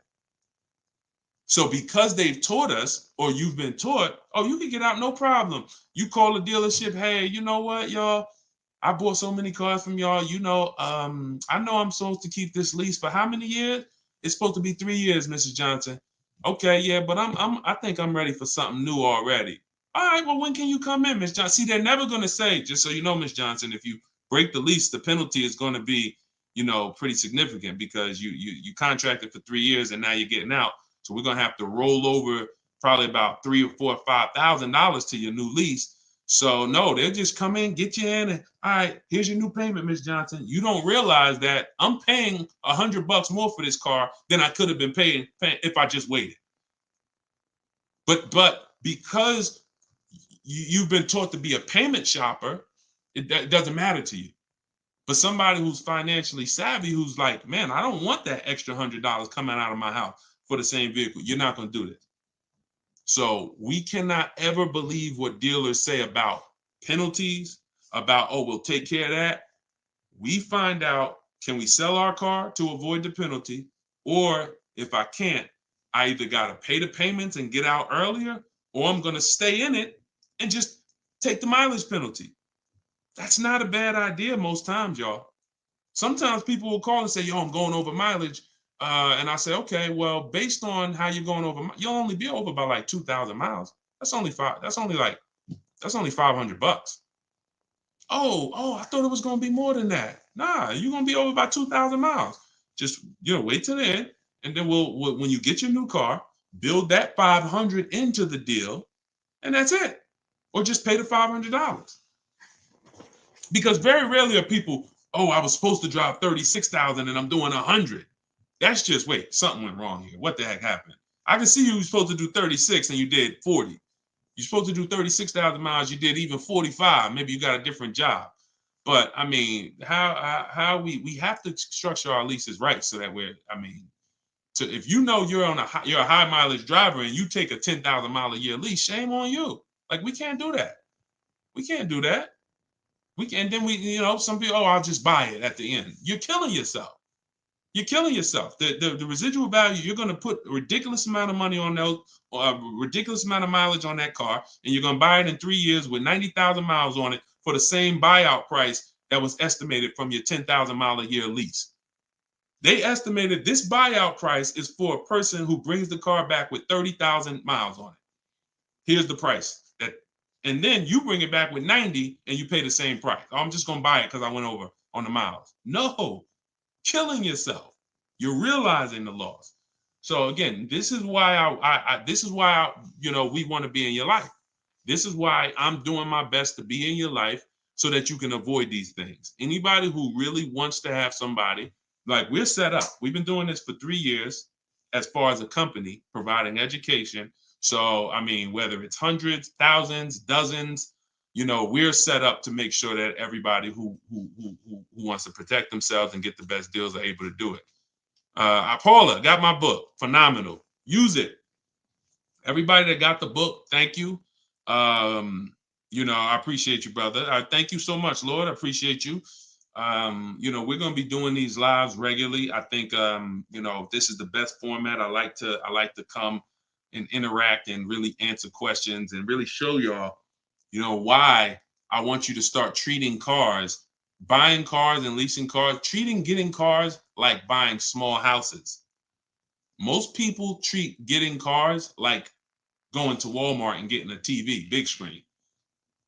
You come back home and you're like, man, it's like you get an itch, but you get an itch for a $30,000 decision or a $10,000 decision. When you start planning out your car purchases the way I'm going to show you, and you go in with a system and a strategy, the way that's taught in my book is 7 steps. First step is deciding whether you lease or buy. 7th step is delivery. So by the time you get to step 7 in my book, by the time you get to step 7 of what I teach, you should be picking up your car or it should be being delivered to you.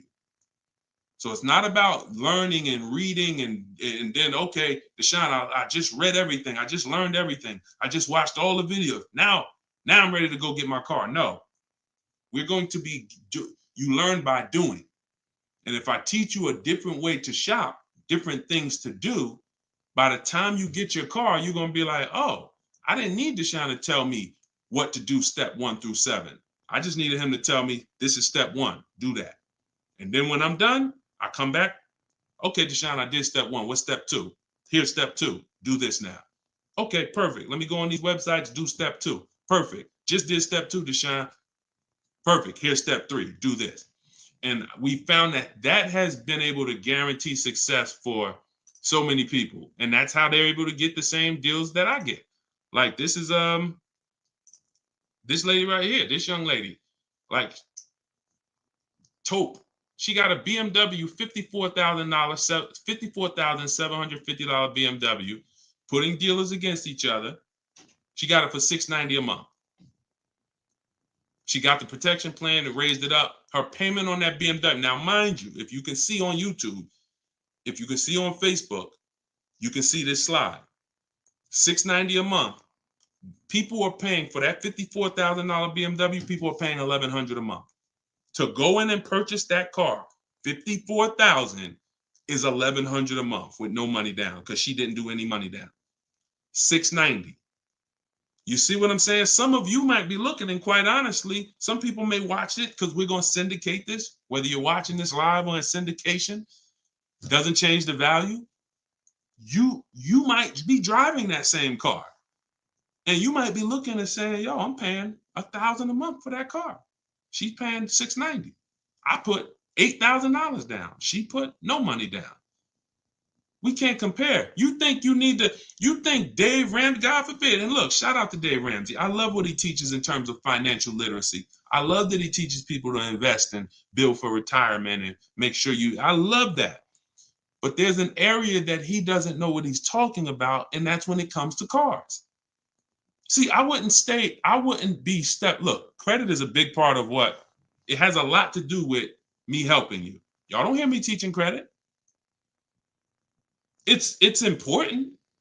It's a complimentary topic for us to talk about. I talk cars, how to make sure you pay the lease for them. Yeah, maybe natural. Let me give some credit tips too. Rodney, you could just go right to my TikTok bio, grab your book. It's 75% off. Click the link in my TikTok bio. You think she can ever listen to someone that tells her you shouldn't be leasing? She knows when to lease and when to purchase. She's not in love with that vehicle. She's not keeping that vehicle 8, 9, 10 years. So how can I drive this vehicle for the lowest amount of money in my household? I'm gonna shop all my offers. The dealer that wins the bid, I'm gonna see what it is. Oh, look at that. It's $690 a month. I'll take it. This is how we are going to keep thousands of dollars in our household. As things continue to go up, I need you guys to be spending, I need you not only to be making sure your cars are below your max budget so that every single month you're not growing tired and weary of your car payment. That means it just needs to be below your max budget. And then the second thing we need is to make sure that you are driving the best possible product for that money. You could be below budget and look at what you're driving for the money, and you're like, yeah, I'm below budget, but could I have gotten a better car for this money? Could I have gotten more car for this money? And I'm here to tell you that when you understand leasing, you're going to see there's no comparison. $690 a month for a daggone $1,100 a month vehicle to purchase. So short term, less than 8 years, we always lease. We never purchase. Now, in another episode, when we start talking about, in another segment, we'll talk about overpriced leases because every lease is not equal. Y'all gonna learn. We can't. Every lease deal, even when you learn to shop, you must learn to shop. You must, because some 80% of dealers are overpriced on their leases.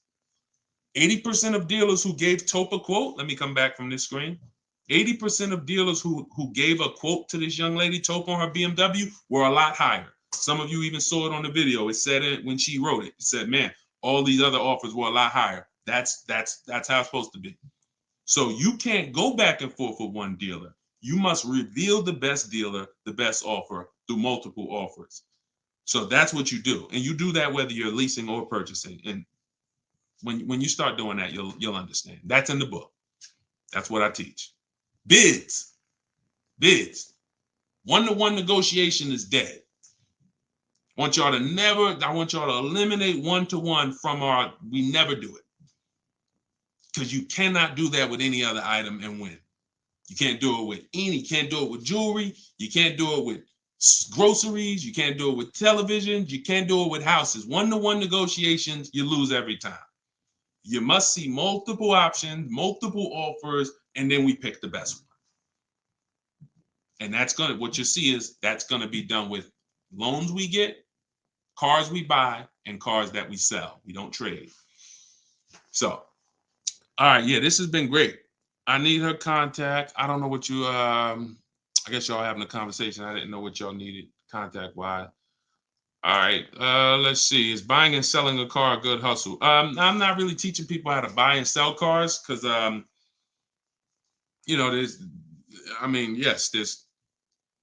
if you want to go into the car business, that's not what I teach. Do I have to log out to purchase the book? You shouldn't have to.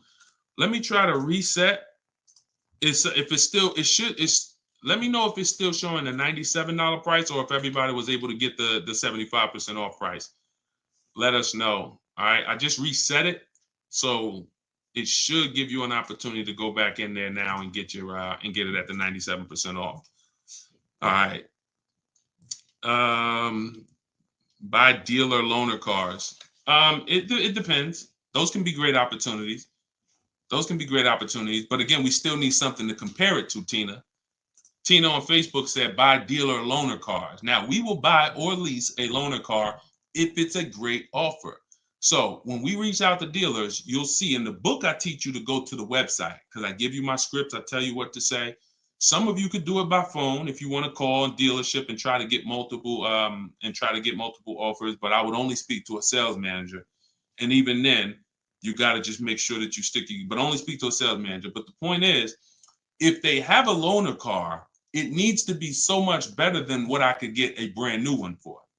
So if, for instance, if the dealer that wins the bid is offering me $3,000 off on a brand new one, but a dealer with a loaner car is only offering me $3,000 off or $3,500 off, and it has 3,000 miles on it, I'm going to go with the brand new one.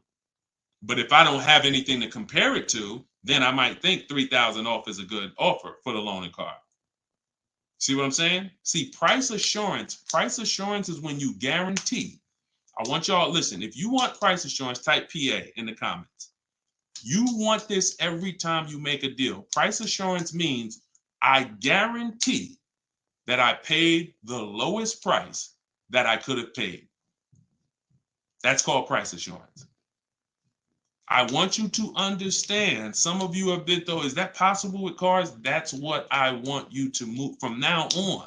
I never want you to make another car deal without price assurance. How do you get price assurance? Multiple offers. It's the same way you get price assurance when you're buying groceries, when you're buying, spaghetti sauce. I know I saw enough offers to know there was nothing out there less. Not, I went in, I looked at one brand and said, I gotta have it. I like those. And it was $1 off. And I thought see, price assurance is the best thing with a car because you literally can look at all these offers and say, this is the best one. It's amazing when you realize you're the prize. Some of you'll be like, man, I haven't been treated like I'm the prize. I know, we're gonna change that. When you use the systems that I want you to use, you'll realize, dang, I've been the prize the whole time. You mean all of these banks and credit unions would work this hard to try to give me, it's all these options I got? It seemed like before I really didn't know all my options. That's right. But when you now change the way you shop and you now move into a bidding mindset, everyone I'm going to do business with must win the bid. The bank, the credit union must win the bid. And then I'm going to give the dealers a chance to see if they can beat it. Now they bank's going to get a chance to bid. Very soon we'll talk about how to do that without affecting your credit. I want to show y'all this bank bidding war process. We have a specific way we shop for loans, credit unions, banks. We let dealers access our credit, and the way it shows as one inquiry when it comes to affecting our score. You must learn that because when you see how much money is in the loans, you're gonna be mad. You're gonna be like, dang, I never shopped around the way I should have for my loan. I never shopped around. That's fine. No, there was no one to tell you. Now there is someone to tell you that if you have a $30,000 loan and the interest rate is 5.9, if you could have got 4.9, that'd have saved you $1,000. Do you get what I'm saying? If you have a $50,000 loan, 1 point on the interest rate, say you $2,000. So we must imagine if you could get 2 points lower, say $4,000. So we are excited to try to get money off the car. We're going to be just as excited to make sure we're not giving that money in our loan. The banks are not loving us because we don't want the banks to like us. We want the banks to say, man, we barely making any money on this loan, but we'll take it. You don't want the bank to say, every time they need a loan, they just come right to us. They love us. Give them 5.9. They don't ask no question. Give them 6.29. Give them 7.2. Whatever. They're not gonna shop. No, we don't want that. So, all right, y'all. So I will be back for another segment. These are the things we're gonna continue to do. We'll be live on all 4 platforms. We look to partner with more platforms in the future. So if there's a platform that y'all think we should be on streaming, let us know. Right now, we are, Facebook, Instagram, TikTok, and YouTube. So it's been great. We had probably, consistently 400 or 500 people on here. And so if you want to get your book at 75% off, as long as the timer hasn't come down, you should click the TikTok bio. Name of the book is Car Shopping for People That Hate Car Shopping. If you Google it, you'll see it's already rated 4.94 on Goodreads. We have 31 reviews. So we're on our way to being a 5-star bestseller. And it's really the people using it. So I want you all to use it. Get it for 75% off. Normal price is $97. Download it immediately. Start to use it. If you're on YouTube or Facebook, you can scan the QR code and get your copy, or go to Deshone's book. Mm-hmm. Yes, Mandy. Facebook is the same handle. Deshone the Auto Advisor on every channel, whether it's YouTube, Facebook, Instagram. It's always Deshone the Auto Advisor. So we'll be back to answer more questions. We'll be talking more about leasing, but we'll be talking more about deal structure. shopping, how to check and make sure cars are reliable. There's a lot of cars going out here with bad reliability ratings, bad longevity ratings. So they are not the cars that we need to be buying for keepers. We got things we got to look out for, y'all. Like this is the tip of the iceberg. We're buying a car to keep. You know how many people have bought a car, it wasn't quality. We didn't check longevity. I thought I was going to keep it 8 years, 10 years, but car started giving me issues, transmission issues at 80,000 miles. I didn't know that. We got to make sure we're checking these things. We got to make sure we look into every, so we'll break this down step by step. I'll be going over my system, my 7-step system, and just going deep with pieces of it and answering you guys' questions. Borrow against your money in the bank. Yeah, that's fine. Whatever gets you the biggest net return, Tina. She said, I don't get loans. Borrow against your money in the bank. As long as, just whatever gets you the best net return. I'm just here to tell you that interest isn't the only loss on money. Opportunity cost is a loss when it comes to financial. If you were taking a class on finance, opportunity cost is real. If I could have put my money in something and made 10% on it, but my money was in a car and I didn't have that money, and that money is losing me 10% in the car. So let's just say I put the 20 grand in the car, and then every year that 20 grand is worth 2,000 less, then I'm losing. It's a negative 10% return every year on that 20 grand. When I could have had that 20 grand somewhere getting me 10%, use the bank's money at 4%, and now I'm still at a net positive when it comes to, am I richer at the end of the year? Am I richer at the end of the month? So I just say that to say we've been taught when it comes to finance, we just talk interest. Oh, I don't want to pay interest. I don't want to pay interest. But I'm here to make sure everyone knows the total package of why people who don't pay cash for cars, who could afford to, who literally can write $100,000 check for anything they want, why they don't. See, I'm not interested in, I'm interested in why the people who could pay cash for cars choose not to. And it's not what you've been taught. It's not because, they just love debt. Now, these people have paid off houses. So these are the things that we're going to be talking about. So, and again, all in my book. If you want it all in one place, grab your copy. But yeah, this was a great segment. We will certainly be back. Always a pleasure. And just make sure you're subscribed so you do get notifications when we go live. Make sure you're subscribed on TikTok. Make sure you're following so that when we're live, you can jump on because we're going to be doing this a lot. All right. I'll see y'all soon. God bless everybody.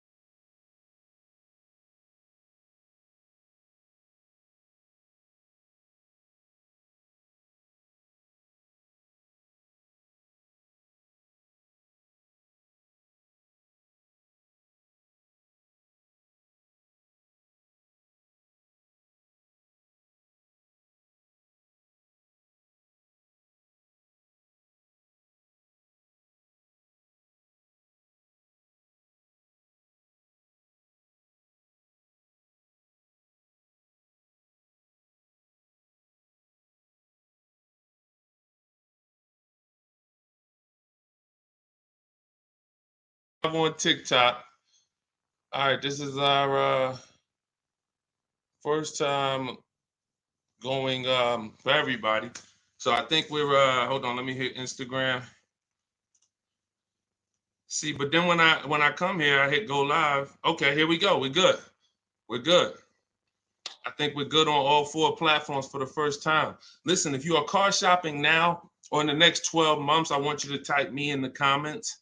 No matter where you are, I want you to type me in the comments. We are live on Instagram, YouTube, Facebook, as well as TikTok. Good to see you, Colette. Good to see you, Andrew. After you come in, we haven't done this in a while because I'm just getting back into going live. But if you've been with us for a little bit, you know we do a roll call. Where are you checking in at? Good morning, good afternoon, good evening, depending on what time. I see you, South Carolina. Okay. As you come in, if you're on TikTok, could you hit the like button and just, let TikTok know that we're going to be spending some time here. We're going to be talking about some serious money as you come in. If you could like the broadcast, if you're into financial literacy, this is the Auto Advisors. Like this, the name of this segment here is the Auto Advisors. We're going to be doing car Q&A. If you don't know me, this may be your first time seeing me. My name is Deshone. I'm publicly known as Deshone the Auto Advisor. I spent 14 years in the car business before I left in 2020 to focus on teaching people. I see we got Jacksonville, Florida. We got Houston. Okay. We got a couple hundred people on already between all the platforms. We have Philly in the house. I see you. As you come in, just get your questions ready. What I'm going to be doing is going over various topics and doing lots of Q&A. So we're going to be spending this time y'all going to hear me go from things like leasing versus buying to things like structuring your deal and budgeting, all with the goal of helping you get below market car deals. So as you come in, if you could tag somebody, I promise you, here's what's going to happen. If one of your friends finds out that you've been following me, following the channel, using what we talk about over here to save money on cars, and then you didn't tag them and they find out later, man, I found this guy, Deshone, he's on, and you're like, hey, yeah, I've been following him for years. And they're like, man, why didn't you tag me? Why didn't you share the wisdom? So I want you to definitely do that, and I guarantee your friends will thank you. So as we come in, let's get ready for Q&A. I just want to make sure I did all the housekeeping. My new digital book, Car Shopping for People That Hate Car Shopping, is on sale right now. It's 75% off for our launch, so it will be 75% off the whole time that we're on. If you're seeing this video, you can go to deshonesbook.com, get your copy for 75% off. It's a digital book, and it's digital for a reason, y'all. It must be. I got links in there. I got links to scripts that you're going to be using. I don't want you guys having unpredictable car buying experiences. I want to see you having very predictable, controlled experiences. And in order for you to do that, you have to know what to say. And so I'm going to be talking about all of that. We'll be talking about all of this while we're on. So let's get to the Q&A. I just want to make sure you know, if you're on TikTok, you could go to my TikTok bio, get your copy. It's on sale for a couple minutes for 75% off. And then if you're on Instagram, you could go to my bio. If you're watching online, you can go to Deshone's book, or you can scan the QR code. All right, so let's get into it. Let me just make sure I can see the comments on Instagram. Let's see if I go live here. And okay. Can you talk about this is Kira from TikTok. She said, can you talk about turning in a lease vehicle to another dealership to lease their vehicle? Very good question. We don't want to turn in lease vehicles without making sure we can't make any money on them.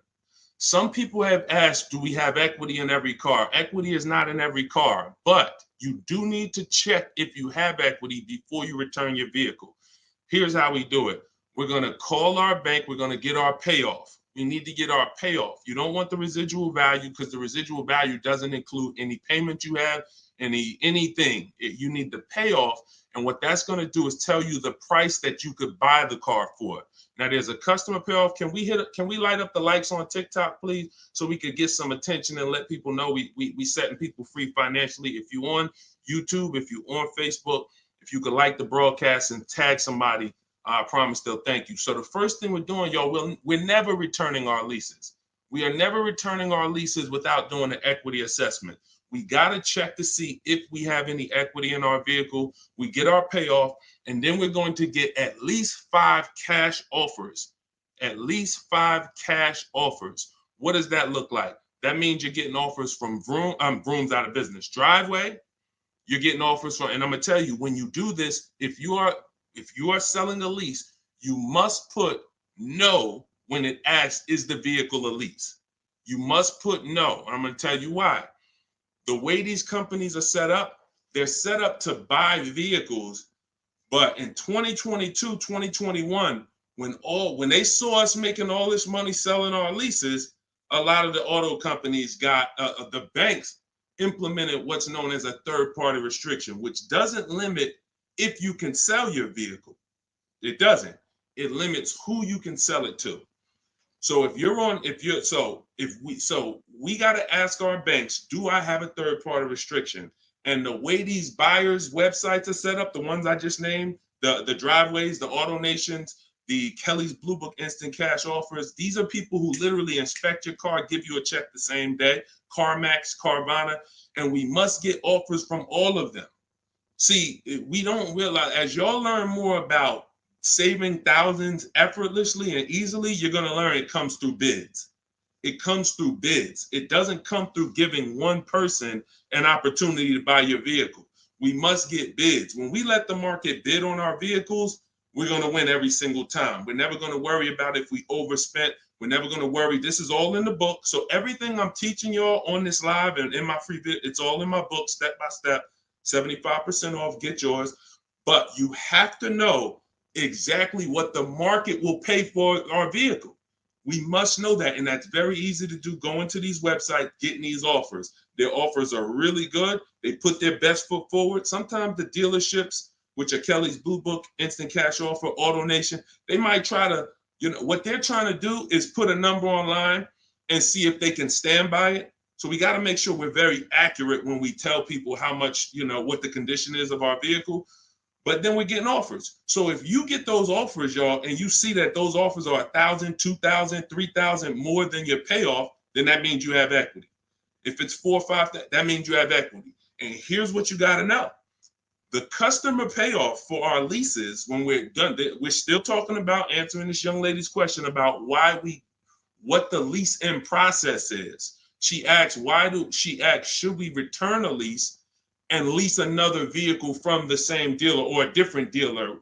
What I'm trying to tell y'all and get across to y'all is all of our transactions from now on, who we sell our car to, that's going to be different than who we buy our car from. See, y'all know that the car business has programmed us to give the dealership 3 transactions. We're going to buy a car from them. A lot of times we're going to trade our cars in, and then we're going to get our financing from them. What I'm telling y'all is, as you use what I teach and you really want to save thousands and thousands and guarantee your best deal, if you want to guarantee every time you get a car, it's your best price possible, type me in the comments. If you want to just type a G for guarantee. I want to know every time. In order for y'all to do this, we got to start separating our transactions. So I see you, Terry. I see you, Israel. I see you. Okay, so we all type in G's. This is what we must do to guarantee that we got the best price car. I see you, Father of Legends. I see you, Johnny Martinez. All right, we live on every platform. So when we are shopping, when assessing our equity is the first thing we do after we decide if we're leasing or purchasing. I'm telling y'all that in the steps of car buying, we got to know what order we do things. It's just like baking a cake. If we put the eggs in first and then we put the milk, and it said, no, don't put the milk in until, I don't know, you've let the thing sit for 10 minutes. You just put the milk in, it's not going to be right? So order is important. Shout out to the sharers. I appreciate it. And listen, I appreciate everybody who shares. I appreciate everybody who helps us spread this message. And in time, we're going to do something great for the sharers, because we can't do this without y'all telling people about it. So this is the equity assessment. We don't worry about what car we're going to buy yet. We don't worry about who we're going to get our loan from yet. Here's why. Until we know what our equity position is, we don't know what we're doing. Example, if you run your equity, you find out you got $3,000. Well, that money is as good as cash in your pocket, or you can put it into your next transaction, or you can put half in your pocket, half into the next transaction. Y'all see why knowing your equity position is super important? Here's another reason. Let's say we have negative equity. Negative equity means we owe more than the car is worth. In my book, I talk about, and you'll hear me talk about it in my free videos, there's only 3 things you can do with negative equity. You can pay it off. I call it paying the difference. You take the highest offer. If it's like 2,000 or 3,000 different, you just pay it off and you're now done with it. No baggage. You can transfer it within limits though. So when you go to transfer negative equity over, this is where we get to the point where negative equity can either stop our deals or it can literally kill our deal. The bank is only going to approve a certain amount above the value of the car we buy. So let's say we're buying a $20,000 car. The bank's not going to approve 30,000, 40, 50,000. They're going to look at the price and say, wait, car's worth 20. We might lend 26, depending on the customer's credit, depending on but we're not lending 30. We're not lending 35 on a $20,000 car, which means if you have 8 grand, 10 grand of negative equity, you can't transfer all of that over because you're going above the loan to value ratios. This is why negative equity, knowing the cause, is important. And there's 2 causes. You don't understand leasing and you're switching cars with loans on them. If there's an emergency, we understand that. I see y'all. Shout it out. We live. Literally, I see between all the platforms, we got about 400 or 500 people on here right now. So shout it out. Can we get the TikTok likes up? Can y'all keep tapping the screen on TikTok? Let's make some noise over on TikTok. But we're doing great. So this is why we can't move on. But I'm telling y'all, 99 times out of 100, I've been in the car business since 2006. I left in 2020. I left in 2020 and it hasn't changed. The cause of negative equity, 99 times out of 100, is you don't understand leasing. You buy cars, you're not keeping them long enough to pay them off and win with the depreciation. It's not just paying off the car. Some people say, oh, Deshone, I pay off my cars in 2-3 years. But your car's depreciated value is what you need to try to avoid. You need to try to avoid taking depreciation hits. And what y'all going to learn more from me is the 8-year rule. I've already done the math. I'm going to show it to you in time, if you just stick with us. But if you believe me right from the start, you're going to win. If you're not keeping cars 8 years, you're losing thousands of dollars not leasing cars. Does not matter how much you drive. Does not matter. Here's why. Listen. Who was taught? Oh, all right. We lighting up the likes on TikTok. All right. I appreciate you, TikTok. Appreciate all of this. Let me ask you a question. Everybody on here. Who was taught never to lease cars? Be honest. I want you to type never in the comments. If you were taught never lease cars, if you've heard that from someone, I want you to type that in the comments. Here's why this is so important. This is all in my book. My book is called Car Shopping for People That Hate Car Shopping. It's a digital book. And for the grand opening, it's not a store. For the launch of the book, the official launch, we're doing 75% off for everybody. So you could go to my TikTok bio, you could go to my Instagram bio, you could go to deshonsbook.com, or you can scan the QR code and you can get your book for 75% off for a couple minutes. So we have a lot of people who were taught never lease a car, never lease a car. Let me tell y'all how much. I'm gonna give you a little sense on how much that's cost you, and then we'll go deeper. Everybody, let's say you're a person who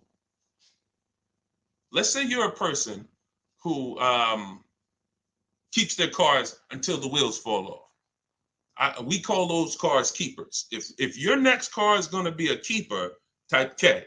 That means I'm going to keep this thing until the wheels fall off. I'm going to keep this thing 8 years minimum, 10, 12, 15. That's what I do. I see you, Abby. Now, the benefit about buying a car and keeping 8+ years is you get to outlive all the depreciation. Your car loses X% of value the day you get it.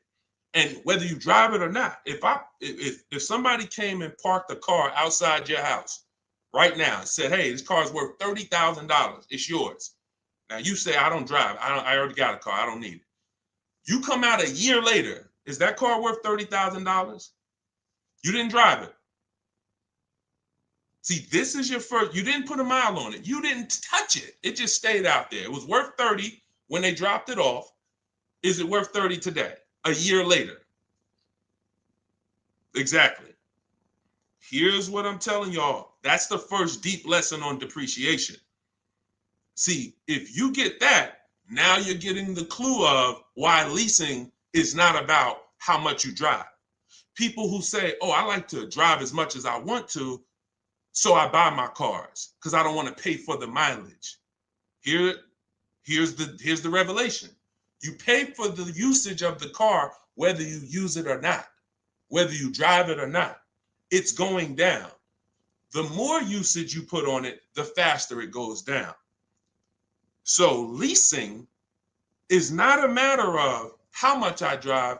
Leasing is if I get a great lease deal. We're going to talk about that. All lease deals aren't created equal. And these commercials we see that say, hey, 3,000 down, 8, these are not lease deals. I'm going to show y'all some lease deals over, I'll actually probably show y'all one in the next couple minutes. Great lease deals are not advertised. They're made in secret. No one really knows about them. The great lease deals are not advertised. Great deals are not advertised. Great deals are not advertised. So you can't judge the lease pricing by what y'all see in these commercials, or it's not going to make sense to you. But when you get great lease deals, it is no comparison. The name of the game is, will I pay less with a great lease deal in depreciation than I would pay if I purchased that car? That is the name of the game. And when I look and see, all right, if I get a great lease deal, I'm only paying 30% of the car's value, 35, 40%, 45%. But if I bought that car, regardless of whether I paid cash, regardless of whether I got a loan on it, the asset, the value of the car is going to go down by more than that. So what we're doing when we're leasing versus buying is we're trying to hedge against depreciation. We're trying to acquire a car that says, based on how I got this car and the price I'm paying for it over 3 years, it's thousands less than if I would have went and purchased that same car and just took the value of the depreciation.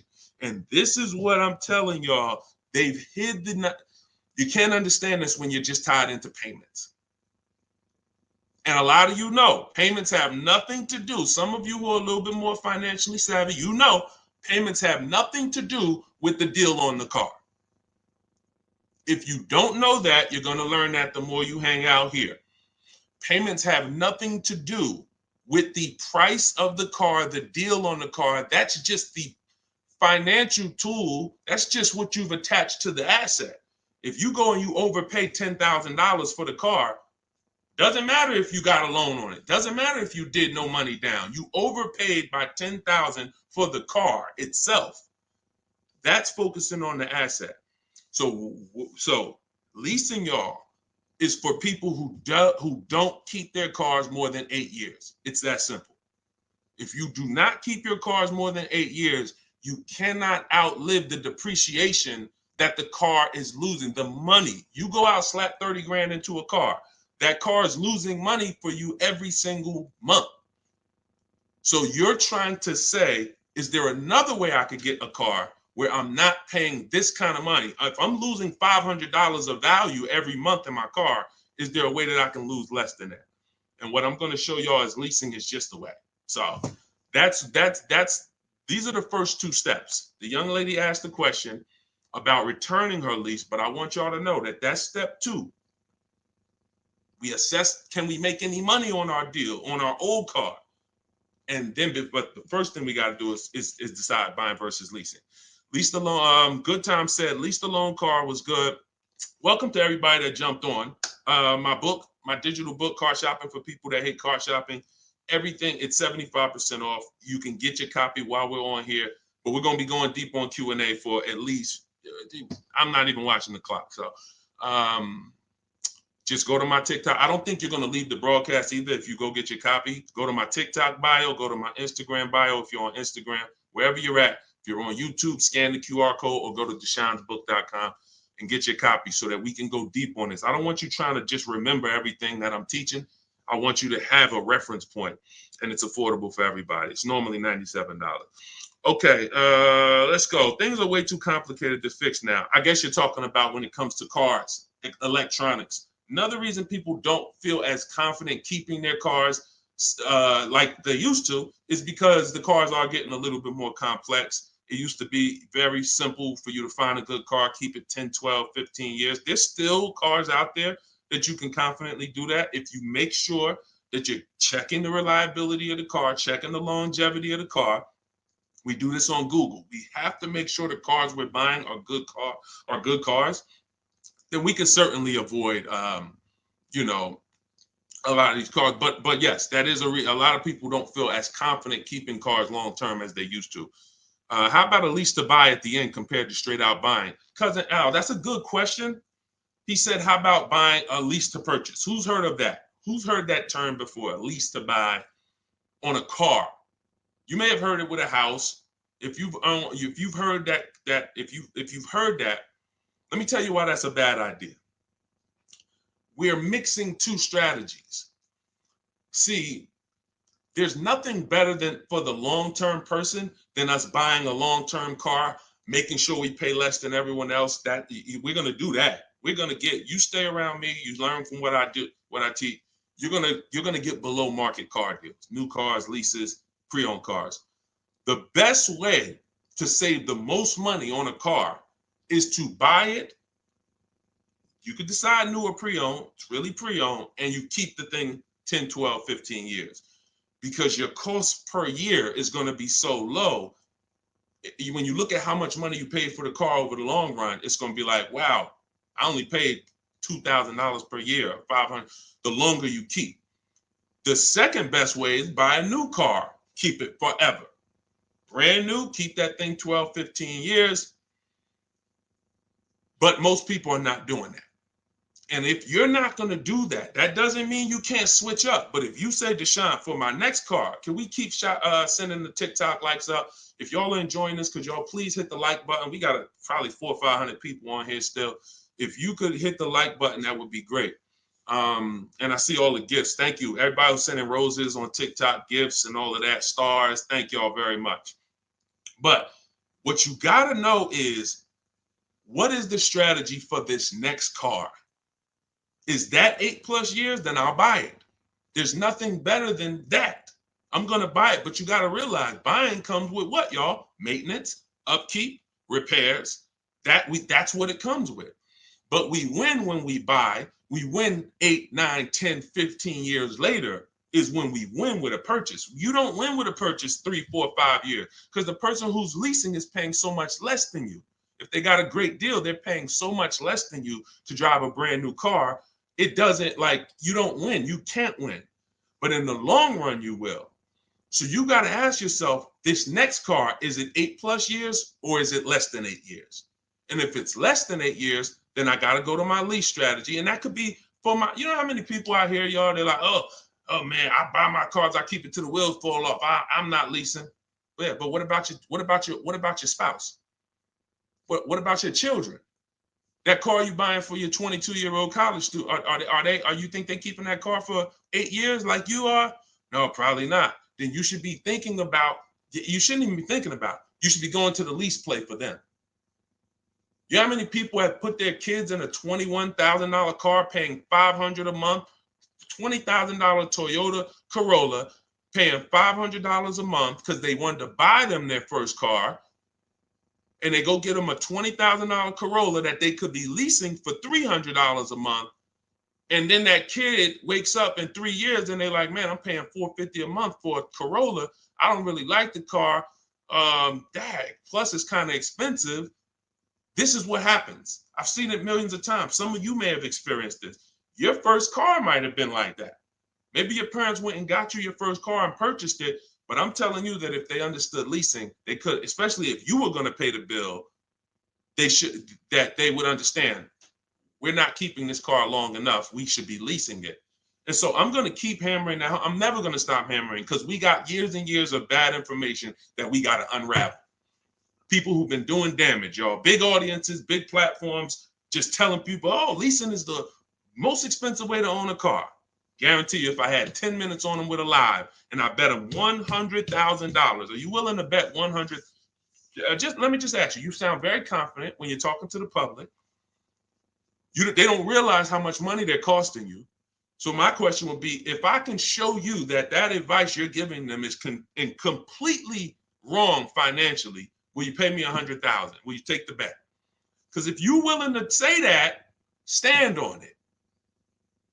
That's what they tell y'all. Exactly. He said that's what they tell us. See, and that's why I'm here. That's why it's very important what we do. That's why it's important when you share, when you tell somebody about these broadcasts, when you tell somebody watch what they're doing over there at the like we're coming in to unravel years of bad advice. And a big part of that is leasing. Not the only part, but a big part of that is leasing. But you cannot all lease deals aren't created equal, y'all. Lease deals are when we shop for lease deals, you must get bids. And I'm telling y'all, you must get bids for everything. We'll talk more about that as we continue to go on. All right, let's get to some more questions. Why are taxes added to a buyout when they're already included in the paid? Somebody said, Christina on TikTok said, why is taxes added to the lease buyout price when it's already included in the monthly payment? Well, it's only included in the payment for the portion of the car you're leasing. So when you're paying for, your 30, 40% of the car, 50%, the better lease deal you got, the lower percentage of the car you're paying towards over 3 years. That's what the tax is calculated on. That back end, which is when the car goes back to the bank or the next buyer, there's no taxes factored in on that. Depending on your state, sometimes they will put tax on the payment, but they're not usually. I don't recall ever seeing a case where they're taxing you on the whole car because you're not using that portion of the car. That's why when you lease, when you look on your credit report, you'll see the only part you're responsible for is the part that you're using. So even though the car might be 40 grand, it might say balance owed 18 because you're only responsible for that 14. You're not responsible for the back end. All right, we lighten up the likes on TikTok. Appreciate y'all. I see you, Lisa Vasquez. Welcome. Kat, I see you. All right, let's go. Let's continue to rotate questions. What happens to my down payment on the lease? See, a lot of people asking about leasing. This is good. This just goes to tell you something. A lot more y'all gonna lease when you understand it. In fact, when you understand it, your next car will be a lease. Quite honestly, unless you can guarantee me, Deshone, I'm keeping it 8 years. If you say, Deshone, I'm keeping this thing 8 years, you go ahead and buy it. Don't think about leasing. Go ahead and buy it. But if you cannot confidently say I'm keeping this car at least 8 years, and you're gonna learn, I'm gonna do a upcoming show where I show y'all my screen. So if you're on TikTok, make sure you're on YouTube or make sure you're on Facebook. If you're on Instagram, because y'all are not going to be able to see my computer screen when I actually go deep and show everybody, my screen and we compare. I'm going to show you all the numbers because I'm not going to sit here and I don't want y'all thinking this is my opinion. This is by the numbers. So Good Time says, what happened to my down payment on the lease? So you should only do a down payment on the lease after you've already verified you got a great deal. Pay attention. This is very important. Once you down payments, y'all, never come into play until we verify we got a great deal. This is all in my book, Car Shopping for People That Hate Car Shopping, my digital book. You can download your copy. Go to deshonesbook.com. It's 75% off for a couple minutes. You won't leave the broadcast, but I don't want you to miss the opportunity. The book is great value at $97, but for our official book launch, we're doing 75% off. So you can scan the QR code or go to my Instagram or TikTok bio. Get your 75% off book. So when you are doing a down payment, whether you're purchasing or whether you are leasing, it's critical that we verify we got a great deal on the car before we ever talk about payments. This has always been. How many of you have had this question? You're looking at a car and they say, hey, what do you want the payment to be? What's your goal? What's your goal for your payment? Type a $ if you've heard that question. What's your goal for the payment? Thank you, Say What. I appreciate all the compliment. I appreciate it. If you've heard that question, type a $. What do you want your payment to be? What's your payment goal, right? Here's why that's not important. And here's why you never feed into that.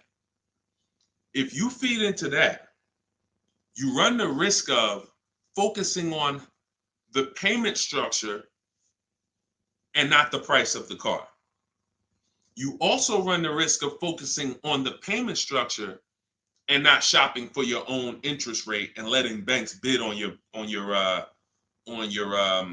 loan. When we get when we do an episode, we'll do a show that is about structuring our deals, and you'll see that when we start getting our financing, y'all, we never want to let anyone run our credit until after we found our car. Because what people are trying to do, y'all, is they're trying to run your credit and they're trying to give you a time limit. Now you have a hard inquiry, but you also have a time limit to go find a car. That's not good. They might give you 30 days or 45 days, 90 days before the approval expires. It's usually 30, 45. That's a problem because now we're out there rushing. But when it comes to down payments, we are only structuring our deals after we found our car. So I teach you how to get bids on your lease. Get bids on your lease, get bids when you're buying a new car. Once you find the dealer that gives you the lowest bid, now you come in and you see how you want to structure the deal. You must get bids first. And the way we shop for leases, I'll tell you about how we shop for purchases too, but the way we shop for leases, we must get all these offers because there's so much money that could be hidden in a lease. It's ridiculous. People would love for y'all to come in and lease and come in and say, oh man, Deshone said, I'm gonna start leasing. Now you go in and they structure you a lease deal. It looks better than a purchase, but it's still not a good deal. So that's why we got to know when we are shopping for leases, we are always shopping offers with, here's how you shop them. This is in the book, but if y'all want to try to remember this, be my guest.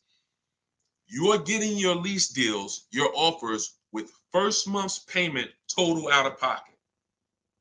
First month's payment. Now look, when you shop for a brand new car, you are always getting your offers with tax, title, license, all fees included. When you shop for a brand new car, you're getting your offers from multiple dealerships. I do this online. You could call them. I would suggest you do it my way. But if you want to call them, you can talk to a sales manager and you say, hey, I got this car. I'm looking to see if you got something similar, but I need an offer with all taxes, fees, everything included. And now you're comparing that. But I would only talk to a sales manager if you're going to go that route.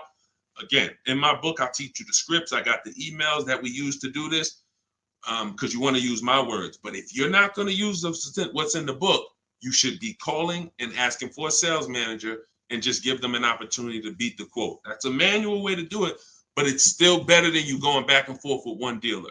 We cannot go back and forth with one dealer anymore because when you start getting bids, mark my word, it's going to blow your mind when you see how overpriced some dealers are. When you see how overpriced some dealers are, it's going to blow your mind. So in order for you to shop your lease quotes, you're shopping your lease quotes with no money down, so good time. When you talk about what happens to your down payment on a lease, well, you're not putting your down payment down until you got a great lease deal. So you get your lease deal, first payment, and then you divide that into the monthly payment. Into the MSRP. Very important. Let me give you all an example. Pull up my calculator. So let's say I got an offer of $500 a month on a $40,000 car. That's what's called a 1.25% lease. You take the monthly payment and you divide it into the MSRP. That gives you a percentage. The lower percentage, the better the deal. And this originated from who's heard me mention the 1.5% rule for bad lease deals. Type me if you've heard that. No, you don't have to tell them you're pre-qualified before you go. It's not even a question. We're just shopping for the price of a car. So you've heard, okay. Okay. So See, and I looked at another question while I was in the middle of answering one. So wait, we were talking about lease quotes. We were talking about, okay. Okay, that's right. The 1.5% rule. So when y'all hear me mention the 1.5% rule, I'm telling y'all, again, it goes back to the fact the lease, the name of the game with a lease is how much can I pay for a car over 3 years that I'm giving back? The lower, the better. So since the beginning of time, people who got great lease deals knew about the 1% rule. The 1% rule said if I buy a car, if my lease payment is 1% of the MSRP or below, it's a steal. So if I'm looking at a $40,000 car and my lease payment on it, 12,000 miles per year, is $400 a month, no money out. No money. I know that y'all may have been taught, yo, you got to put money down when you lease. That is a lie. I'm going to be peeling back a lot of lies, a lot of misconceptions, a lot of bad belief systems that we've picked up, and we're going to tear those down. So money down with a lease is absolutely not a requirement. So when we're getting our lease deals, example, 2018, I leased a 2018 Jeep Grand Cherokee Laredo. It was $35,000. I gave them $330 a month, and I drove off. That was my payment. 39-month lease. We'll talk about in the future. We don't do 4-year leases. We'll talk about that in the future. But that's the 1% rule. 1%. Now look at that. Think about value, y'all. You drive off the lot in a brand new $35,000 car, and you're paying $330 a month. That's under 1%. So these are steals. I call these steals. You ever see a lease deal like that? It's not a deal. It's a steal. Now, in order to get that type of deal, you need a great lease program. So we can't. So it's not just like, oh, every car has a 1% deal. No, if they don't have a ton of rebates, if they don't have a good residual value, if they don't have a good rate, then it's not going to happen. But in the long run, we can't control that. All we can control is how we're going to shop. And the way we shop is get your first month's payment. Is you tell every dealer, give me a quote with first month's payment, and put all the taxes and all the fees into the monthly payment. And then you let me know what that is. And you have to know the MSRP, because you divide that monthly payment into the MSRP, and that's going to tell you the percentage. If you see 1.35, 1.45, 1, these are good deals, really good deals. We still need to compare, because I got people who are getting, look, if we don't compare, you could be in trouble. You don't want to just take a deal. There are people who think, oh, I thought a 1.25 was a great deal, and then I end up getting 1.1. So we can't ever assume what's a great deal. We just have to know what a bad deal is. That's over 1.5%. They got me on one of my last leases. Listen, good time. Don't feel bad, man. It is something a lot of people are going to discover the more you work with me, that you have overpaid, but there's been no one to tell you. So there's been no one to tell you. So 1% still, 1% 5 is the max. Exactly, K-Dub. That's the exact formula and ratios we use for measuring great lease deals. 1% or lower is a steal. Between 1% and 1.5 is a deal. That's great value compared to purchasing. So when someone drives off the lot with a great value lease, 1.25, anything under 1.5, they're paying less than someone who purchased. Once you get above 1.5, you're now going close to spending the same amount as the person who bought the vehicle, which we don't want, which we can't do. We eliminate the benefits of leasing. And some lease programs y'all are going to see are bad. You shop multiple offers and the lease programs are bad. We can't get those leases. I will never co-sign, because leasing is a value play. I will never co-sign you getting a car because you like the car a lot and overpaying for a lease, because the lease program is bad. Sometimes, I want a Range Rover Velar. The lease program is bad. All right, well, I'm going to go get a Genesis GV870, and then, maybe in 3 years, the Range Rover lease program will be good. But right now, I'm not going to do it, because no one loves a car that they're leasing. You always just like it. If you're leasing, you're switching cars every 3 years. You don't love anything. When you love a car, you buy it, you keep the thing 10 years. That's love. But typically, a person who's not keeping their car long term, you get, you 3 years, you're like, okay, I could get another car. 5 years, You know, people who buy cars to keep, they don't think like that. Like, they ain't even looking for a reason to get rid of it until, you know, transmission goes out. And then I always joke, because as a keeper, what do you do when the transmission goes out? If anybody on here has bought their cars and kept them till the wheels fall off, when the transmission goes out, what do you do? What do you do? See, you're not a keeper. You're not buying a car to be a keeper. That transmission go out, you ready to get rid of it. You ready to get rid of it. Look, a lot of people are like, no, I go fix it. I go get another transmission. Exactly. All right. All right, let's keep the questions moving. Welcome to the people who just jumped on. Happy to have you. If you're enjoying the broadcast, could you please make sure you are subscribed to us on YouTube?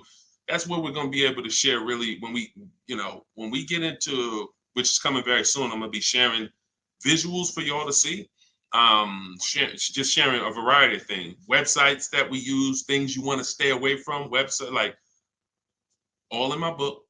But in time, you're going to want to see it on YouTube because you might not be able to see it on Instagram or TikTok. What's the MSRP equivalent for used cars? F Broncos asked. Here's what who's purchased a used car? Type a U. If you purchased a used car before, type a U. Type a U if you've purchased a used car before. Okay, I see Al Boogie, I see FL Bronco, I see Amore, I see Justine. Okay, every platform. Ebony Eyes. Okay, Larica. All right, I'm gonna give y'all the biggest. This is gonna be major, y'all. And you're gonna see, like, wow, how the heck could we even know we're getting a good used car deal without knowing this? Tell y'all how important it is to have the original MSRP of the car you're purchasing. So I have a 2020 Infiniti QX 60 truck. I bought it a year ago. It was 3 years old. Now I saved 42% off the price when it was brand new. Here's why it's important. We don't know when we're shopping on these used car websites. I call them marketplaces. Y'all are going to see in my book, if you do get my book, or even in my videos, you'll hear me talk about the multiple marketplace strategy, where we're on these used car marketplaces. We got to be on all of them. But here's what they try to sell you on, because it's based on who's paying them. They're trying to sell you on market value. They're the true way to buy a pre-owned car, after you check to make sure it's a good one. But I'm talking about, how do we know we got a great price on it? We must know how much it was brand new. We must know how much the car was brand new. Give you an example. I was looking at this Infiniti truck. I had narrowed it down to my top 3 or 4. I think I narrowed it down to my top 4. Now they're all white. They all look similar. They're all in similar price points. How do we choose? This is where we usually are stuck. And this is where we usually make a bad decision. I'm going to tell you why. I get the MSRP of these cars. By the way, my special strategy for getting the MSRP, one of them is to go to the dealer's website. Most dealers have a contract with Carfax, and that car will be on their website. That's my first line of defense. Again, everything I'm talking about, y'all, I don't hold back. It's in my book, or it's going to be in my free videos. But some people want everything in one spot. One spot, step by step. That's what the book is. 75% off in my bios, or go to Deshone's book or scan the QR code. So I look and I pull the MSRP, the window sticker for all of these vehicles, and what do I see? The 4 vehicles, the original price of them, one is 46, one's 48, one's 52, one's 54. Why is this so important, y'all? They've taught y'all to buy used cars based on what? Nothing. This is what we're asking for the car. Okay, I think I see some less than that. If all of these cars were 31,000, but one was 54, that's the best deal. In fact, none of those other deals are even close. That car right there has more packages in it, more equipment in it, special features in it. Those other cars don't. So the percentage of the discount that I'm getting off the car is higher here. Does not matter what the dealer's asking for the car. See, we've been taught you go and you focus on trying to get the dealer's price down. That is true in some cases. But what's more important is I need to know, based on what the dealer's asking for the car, how much off MSRP, original MSRP, am I actually saving? Is it 30%? Is it 40%? Because I might look at this car here and yeah, they might be asking $1,000 less for it, but the original equipment in that car is $5,000 less equipment. This is why it's very important. It's critical. I would not buy a used car, and I would never recommend you buy a used car without seeing the original MSRP, so you know, one, what's in the car, what features it has, but more importantly, I cannot determine who saved me the most money. I can't determine who gave me my best deal without knowing what the car was originally priced at from the day it came into the country. And y'all, unfortunately, and I hope it's nobody on here, but unfortunately, we probably do have it where during the pandemic, people were paying 90, 95, 100% of value for used cars. When I mean a Toyota Camry that brand new was 30, they were paying 29 for it, and it was 3 years old. See, I call this true value percentage, TVP. Y'all are going to hear this. We call this true value percentage. We can't look at a used car. See, once we see, wait a minute, based on the new price, the car when it was new, you charging me 95% of the car's value, and it's 3 years old. Once we start looking at true value percentage, car was brand new 30, you asking 25. Okay, you knocking this percentage off. This is how we make sure. Now look, that doesn't help us get quality cars. That doesn't help us stay within our budget. We'll talk about that in the next hour. Because what I'm going to be doing is I'll be doing these shows throughout the day in hour segments. So what you'll see is every time I come, we'll do if there's something that we want to tie up, we'll try to do it in both hours. Again, it's very tough to go over all things and then do Q&A and just get it done in a couple minutes. So some things may continue to the next hour, but once y'all get this, it doesn't change. So although, some of this might be brand new to you. I'm sure it is for a lot of you, having a system for how you shop, boundaries.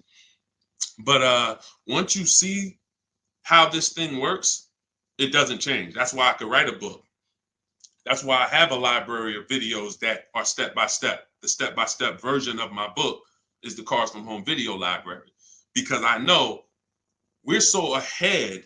The car business is so old. I don't have to worry about this changing in the next year, 2 years. If anything, like Vroom went out of business, we adjust that. I might adjust that one section because Vroom's not in business anymore. But the way we teach you to purchase cars to guarantee you pay less than everyone else, to guarantee you save the most money on your loan, to guarantee you get the most money for your old cars, that's not going to change because we are just too far ahead of what the car business is doing. Welcome.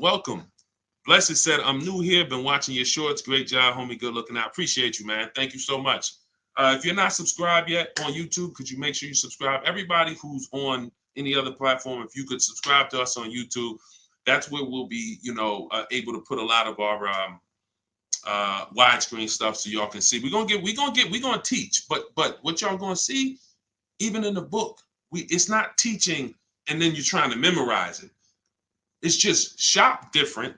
When you shop different, you'll see, oh, this is a better way to shop. And then you're going to learn by doing. It ain't learning by memorizing. Hey, thank you, Sonny. Said, just purchased my ebook. Thanks for sharing. My pleasure. Everybody could get it for 75% off in my TikTok bio or my Instagram bio, or you could go to deshonesbook.com or scan the QR code, no matter where you're at. let's see. I'm new here, but hold on. I got that. Hold on. Let's go. I still can't see the questions on Instagram. For some reason, I can't see the questions on Instagram. We got to figure that out. We got to figure that out. Now, here's what I will say. If you stay on long enough, somebody's going to ask you a question, because a lot of you, it's going to surprise you, but I know it.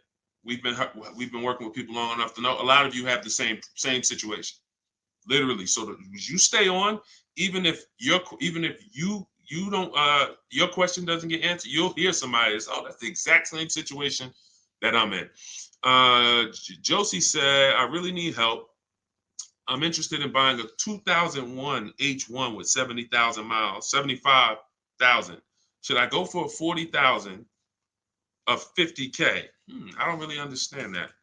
I really need help. I'm interested in buying a 2001 H1 with 75,000. Should I go for 40 or 50K?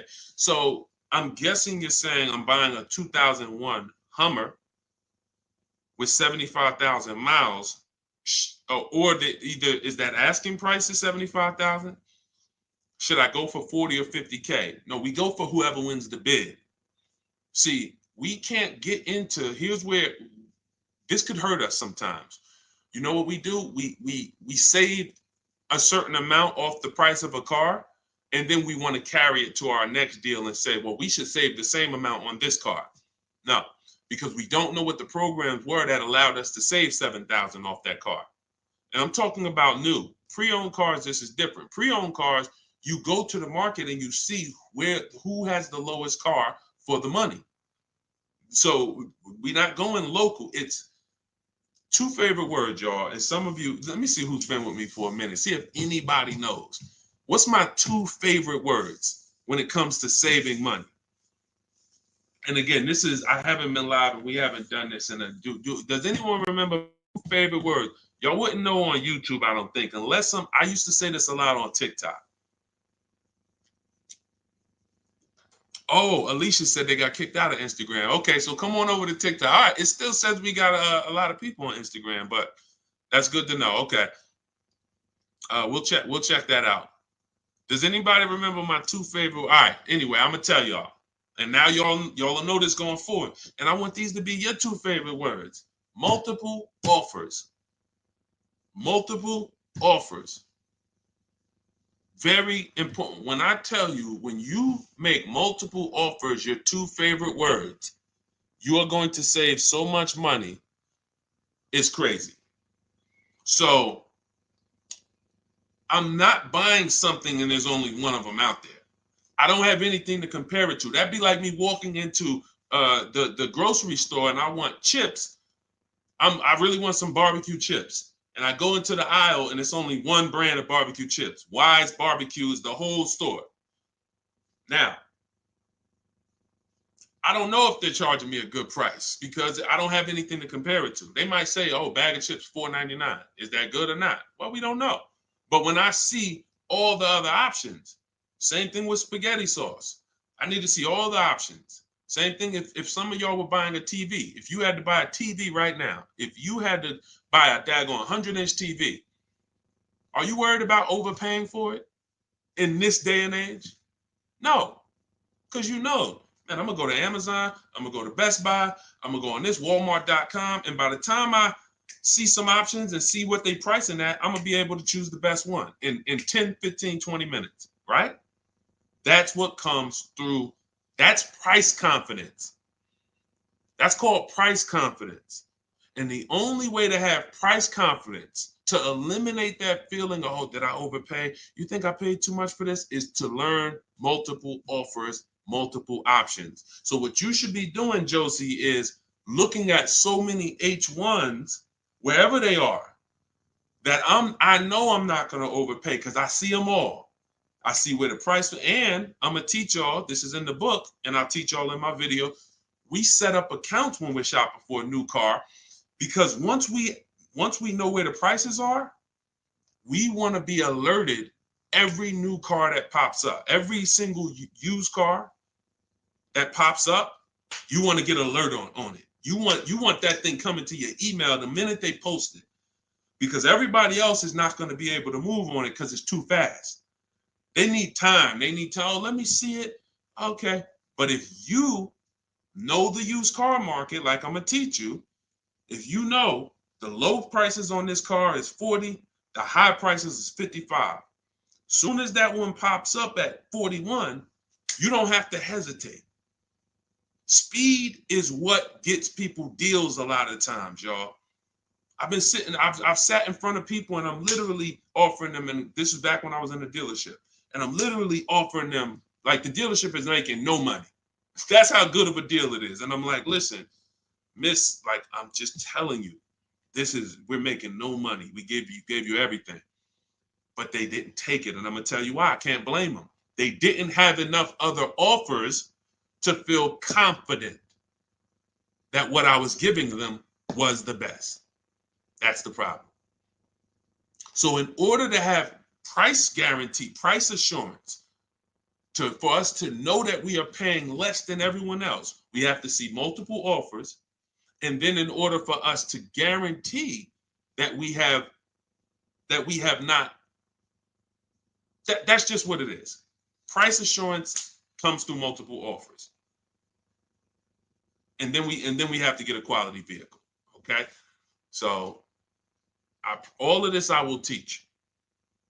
It's hard to get, maybe like a lot coming at you at once. That's why I would love for you to get the book, Car Shopping for People That Hate Car Shopping, so you could dig into it, so you can see that everything that I teach is methodical.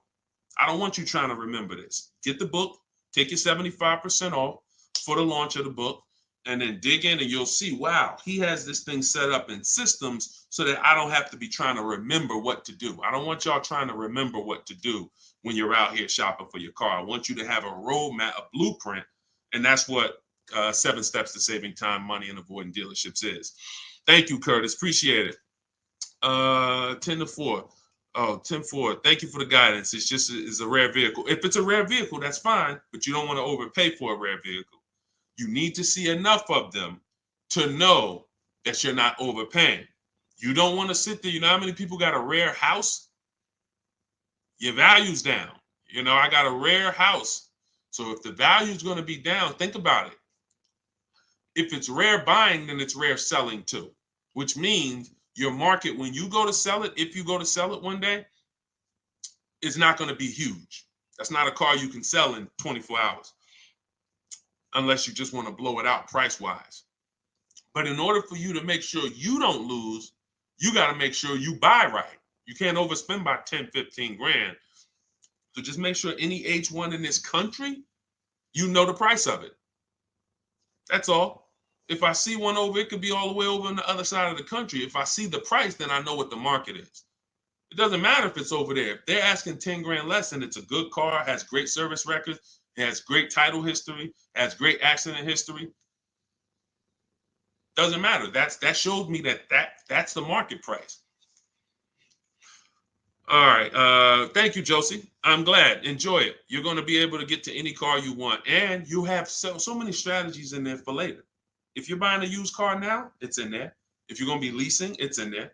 If you're going to be buying, you're going to know, all right, man, I want to get a lease for my spouse. Or, hey, you know what? I'm going to get a lease for my kid. Or you just might buy everything. But sometimes you might want to buy brand new. Sometimes you want to buy pre-owned. It's all in there. Different strategies for how you get to below market deals on each one. Uncle John said, who currently has the best lease program? It's no way to tell. Unfortunately, there's no way to tell. You cannot shop. That's the bad part.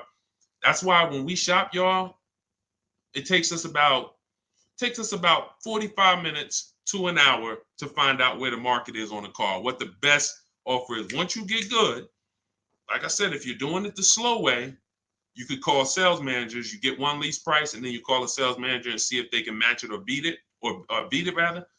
But if you want to do it the fast way, I go through the websites. I contact the dealers through the websites, tell them exactly what I want. We do this for 25 dealers, and then you use my scripts of telling them what you want by email, getting the quotes, and you'll know in a matter of an hour, hour and a half where those offers are.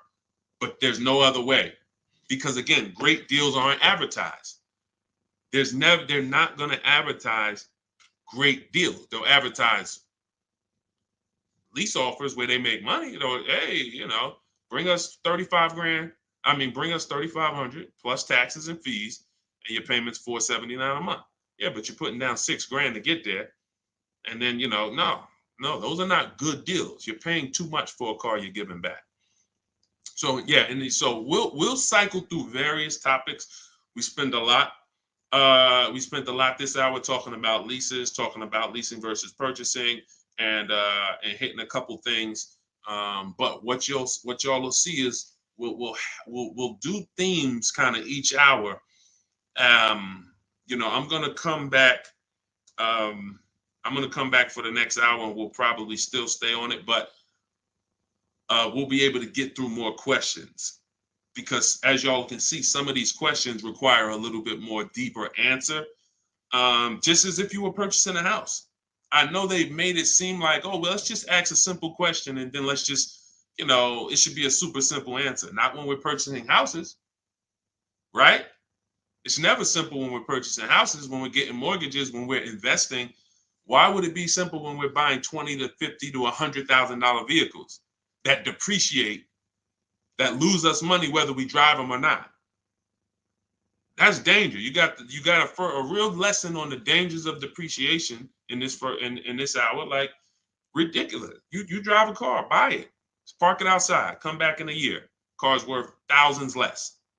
You never drove it, never got behind the wheel one time. So when you have that type of product and you're coming into your household, it can drain you of money if you don't structure your deal in a way where you've minimized your losses. The name of the game is to minimize the amount you're losing on these cars. Cars are depreciating assets. You can't make money on them. I mean, we did have a wave for years where we were making money on cars, but that's because the resale values of these cars, it was a once in a lifetime historic moment when all of our cars were worth 12 grand, 8 grand, 15 grand more than what they would normally be worth. So, those who cashed out did very well, and we were part of the group who was really spearheading, helping people cash out while the market was high. But unfortunately, people bought while the market was high too.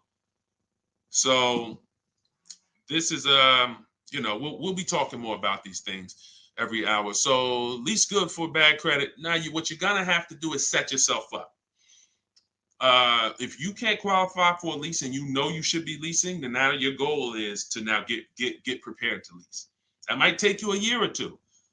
And we're going to talk about how we buy an inexpensive car to get set up for a lease. We don't go out and buy a $20,000, $30,000, $50,000 car when we know credit's not where we want it. But if you give me a year or two, I'll get myself up to a 650, 670.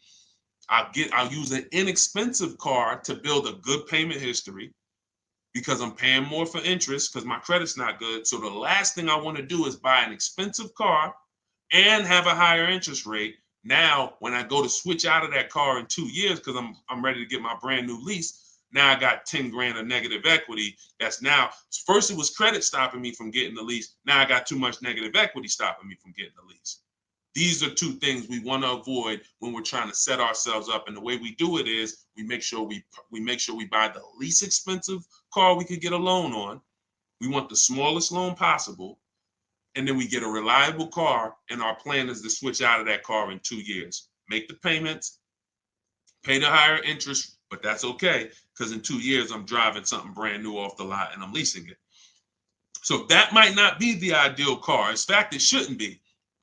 But some people go and say, well, if I got to do that, man, I'm going to go and get the Dodge Charger with the Hemi engine, and now you're buying a $30,000 car, $25,000, and you're putting that interest on top, and now you're buried. So you're not going to be any closer to getting a lease in 2 years than you are today. We don't want that. You got to bite the bullet. And if you got a ton of money, I'll show you how to get it done, and you can get a little bit of a nicer car. If you got bad credit, but you got 10 grand, you don't have to get a $10,000 car.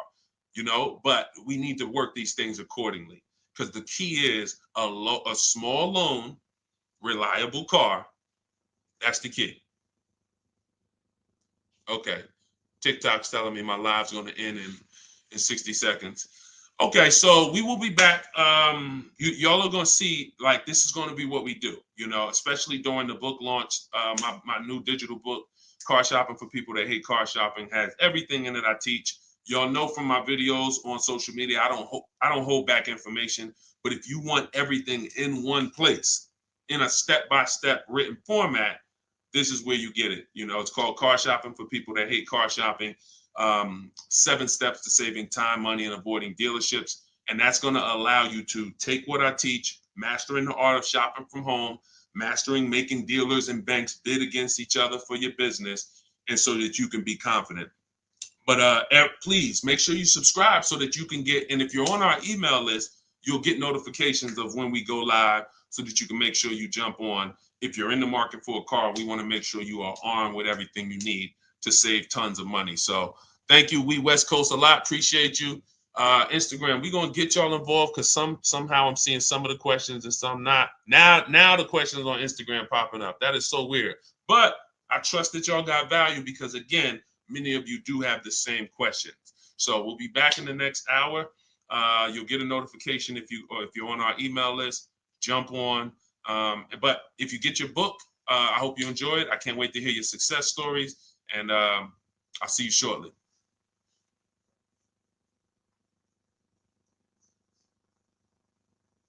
Oh, and if you need the book, it's in my TikTok bio. Some people are saying, where do I get the book? It's in my TikTok bio. Click the picture. It's in my Instagram bio. Go to the bio. Click the picture. If you're watching on the or you could go to deshonsbook.com, or you can scan the QR code depending on where you're watching. So, all right. See y'all soon.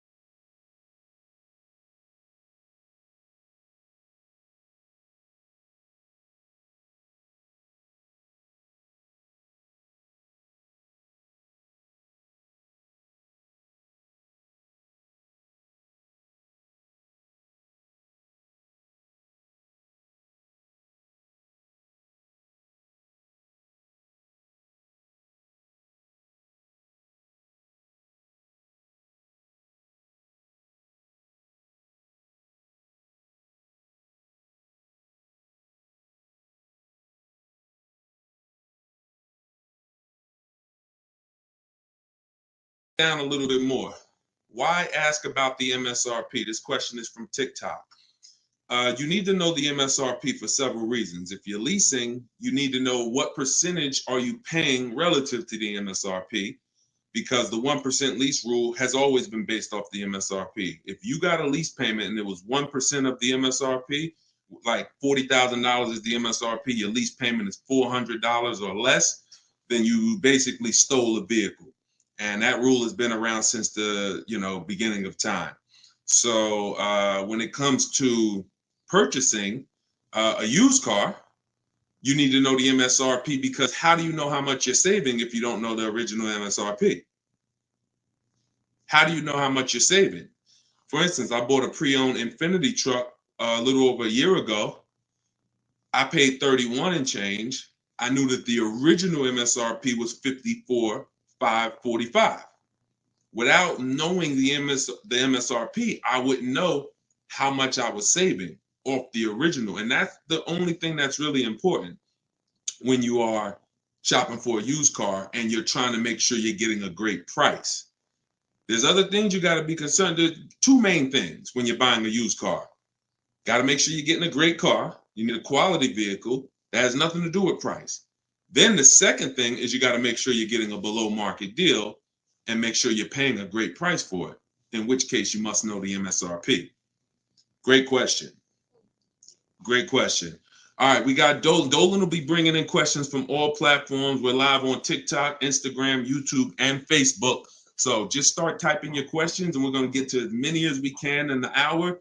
And, if you have a follow-up question, I'm just going to try to blitz through. So you can certainly throw up the next question whenever you're ready, Dolan. I'm 8K under. My credit is challenged. My car is in danger of getting repossessed. What do I do? All right. This one's also from TikTok. I'm 8K under. What do you mean 8K under? I'm probably underwater. I'm going to assume that means you're underwater. Negative equity. If that's the case, then what you want to do is you want to get the, so you're at negative equity, but then you're also behind on payments. I mean, you got to catch up on the payments. I mean, you could try to refinance. You're going to have a hard time. Negative equity, you can't sell it. If you had positive equity, you could sell it. You gotta make money. It's grind time. Like you know, there's certain things in life where we have bills, and the only situation we can do is pray and go and make money.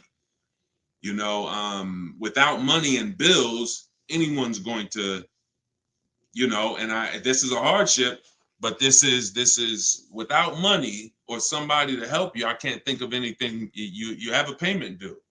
So, you know, the best thing you could do right now is to focus on how you can make some money so that you can pay the car. Negative equity isn't the biggest problem. The biggest problem is the car is in danger of being repossessed. If the car gets repossessed, now you got to start over. It's not the end of the world, but you're certainly going to have to start over because you're going to have a repossession on your credit, and you're going to have to buy a car with bad credit. I would be trying to rebuild my credit. That's what I would be trying to do. Make money, and if the car gets taken, you got to start rebuilding your credit. Follow Shonda Martin. She's a great resource on all these platforms. And but yeah, man, money answers to all things. Book of Ecclesiastes. So figure out how to make some money, man. Work overtime, double shift, second job, start a business on the side. As long as it does, you got to make some money. Can't make car payments without money. So go ahead, Dolan.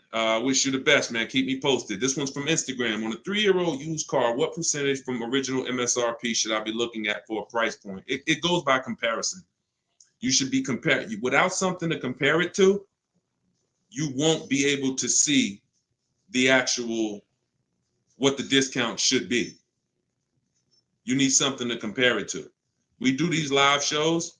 You know, we got a couple hundred people on here already. The goal is to figure out through comparison shopping what you should be doing and what you should be paying. Hold on one second, y'all.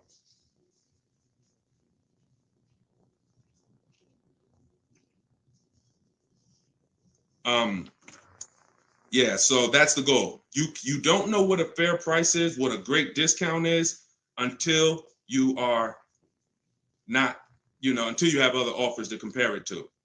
That's the problem. Go ahead, Dolan, shoot the next question up.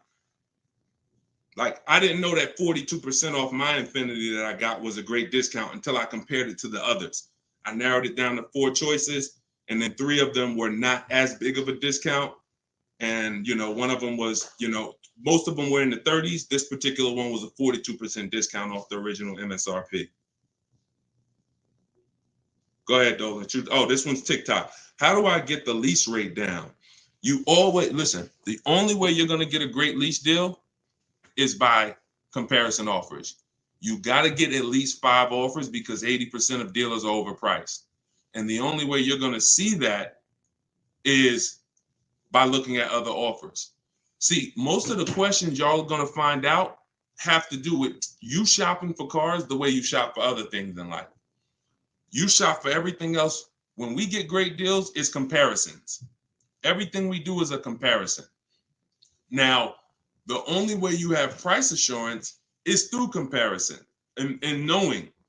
If somebody tells you, we guarantee no one will beat our price, or hey, Walmart says you could buy this item and if you find it at a lower price, we'll match it or we'll beat it. See, that's price assurance. That's comparison.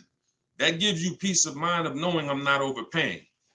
And the only way for you to bring that same piece, the reason why we're able to, and for those of you, if this is your first time on a live with us, Type 1. If you've never been on a live stream with me, type a 1 in the chat. See how many first-time people we got. How many people first time? What y'all are going to see is what I'm teaching you to do is shop for cars the way you shop for everything else. Because the way you shop for cars now, you don't shop for anything else like that. Okay, Ronnie, I see you, Stoner Kid. Okay, I see you, Amelia. Okay, Batman, good to see you. Edgar. Okay, Paul, we got a lot of first-time people on here. So what you want to do is start shopping for cars the way you shop for everything else. And we get great deals by comparing offers. Now, some of the people I'm going to introduce you to and the way they've gotten their deals is by using what I'm teaching you. Everything that I teach comes out of my new digital book. It's called Car Shopping for People That Hate Car Shopping. 7 Steps to Saving Time, Money, and Avoiding Dealerships. So in that, I have 2 systems for how we comparison shop. One's for new cars and leases. You got to get at least 5 offers. And some of you are like, Deshone, how do I get 5 offers? Well, you stay on. We're going to talk about that. It's easy to do when it's online, but you won't see how different the prices are. When you see, man, everything seems overpriced, it's because you're dealing with what I call the 80%. Dealers that are the 80% are overpriced. They're going to charge you as much as they can because they don't think you're going to find the 20% dealers that are going to beat those offers. So when you talk about how to get a lease rate down, like you look at somebody like Danielle. This is Danielle's lease. She just got a lease on an Audi not too long ago. $44,000 vehicle. She paid $550, no money out of pocket. She just gave him $550, drove off. No down payment. So a lot of the things you're going to see, this is the reason why I represent the Unlearn, Relearn brand. Because a lot of what you've been using, you got to unlearn. It's not going to work here. But I'll help you do that. I'll help you do that. So for the launch of my new book, you can get yours for 75% off in my TikTok bio. It's normally $97. It's 75% off while we're on the broadcast. You got 30 minutes. And Instagram bio, you can get yours. And if you're on YouTube and if you're on Facebook, I'll put the link for you guys. Y'all can get yours. But that's how you get lease rates down. Comparison offers.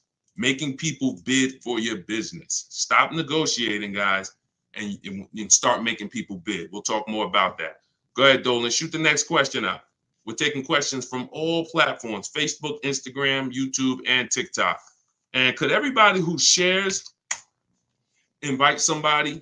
If you're a sharer, I appreciate it. I always give, we're trying to figure out something special we could do for the sharers because there's nothing, I told y'all, inbox me. If you got ideas, what could we do to reward or come up with something for the sharers? Because you guys are the people who help us spread this message. I appreciate all the new people, but I want to do something special for the sharers. Please DM me ideas of what we can do because we want to make it a regular part of our broadcast. All right, I see you, Sharice. Thank you. All right, go ahead. This one's from TikTok. Can you ask for additional discounts since you're an educator?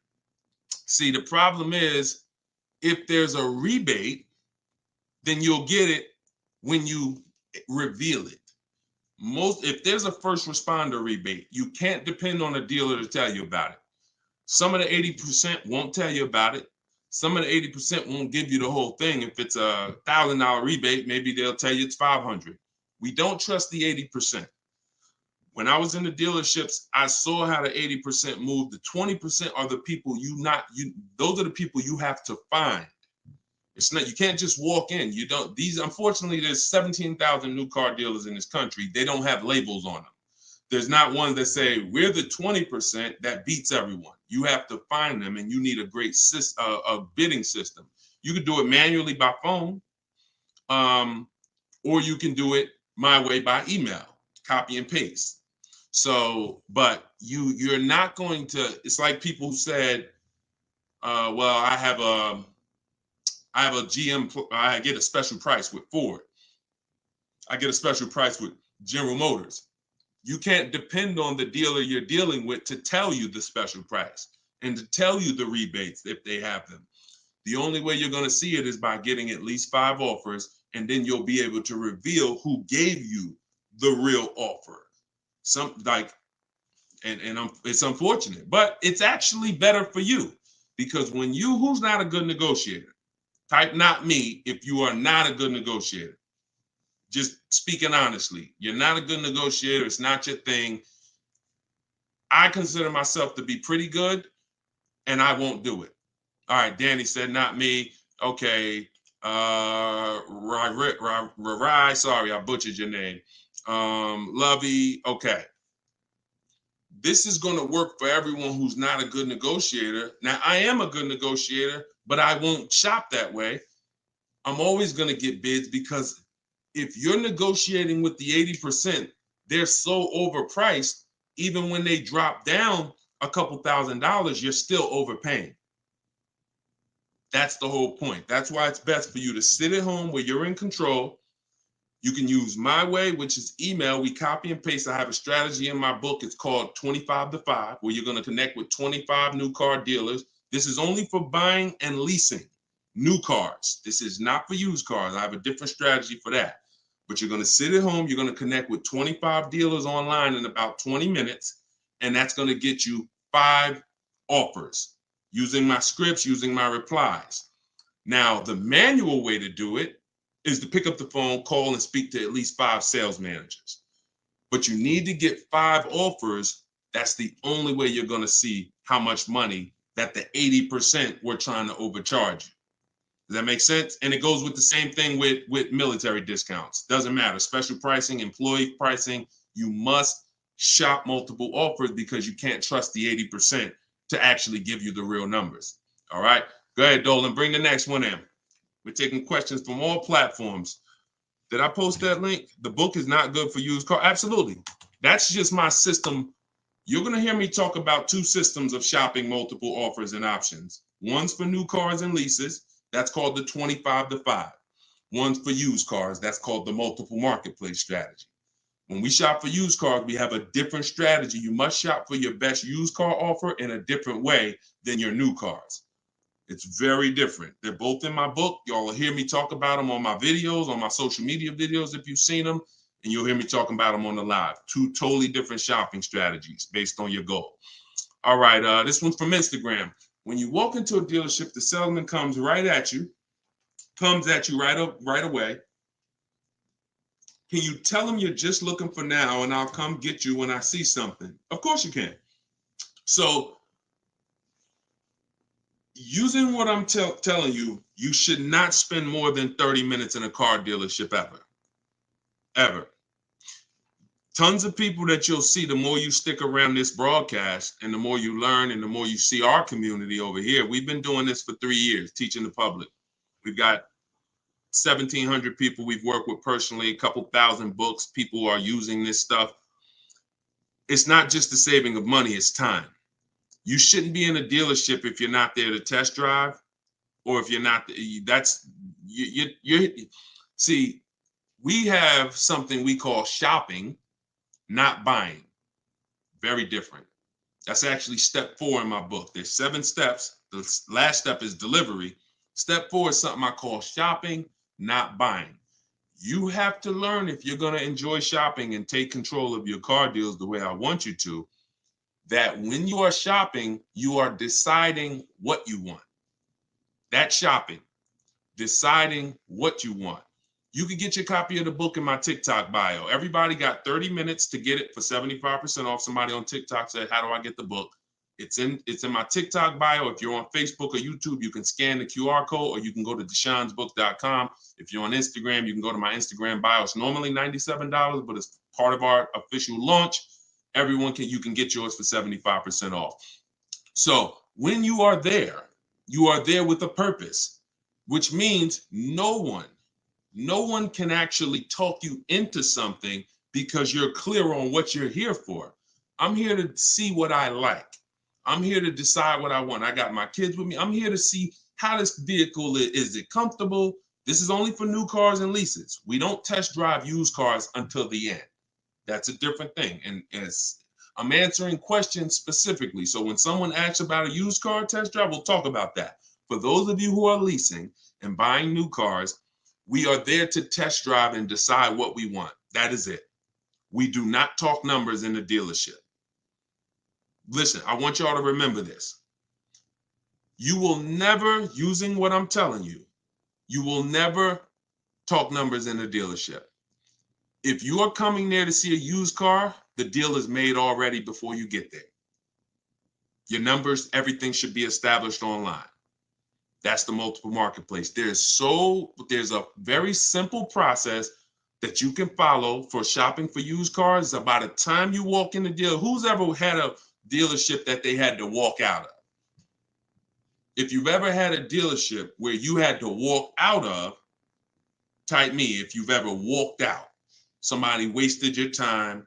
Somebody tried to, whatever. You went there and you're like, man, I'm leaving. This isn't good. I'm glad you did that, but I want you to get to the point where no one can even waste your time.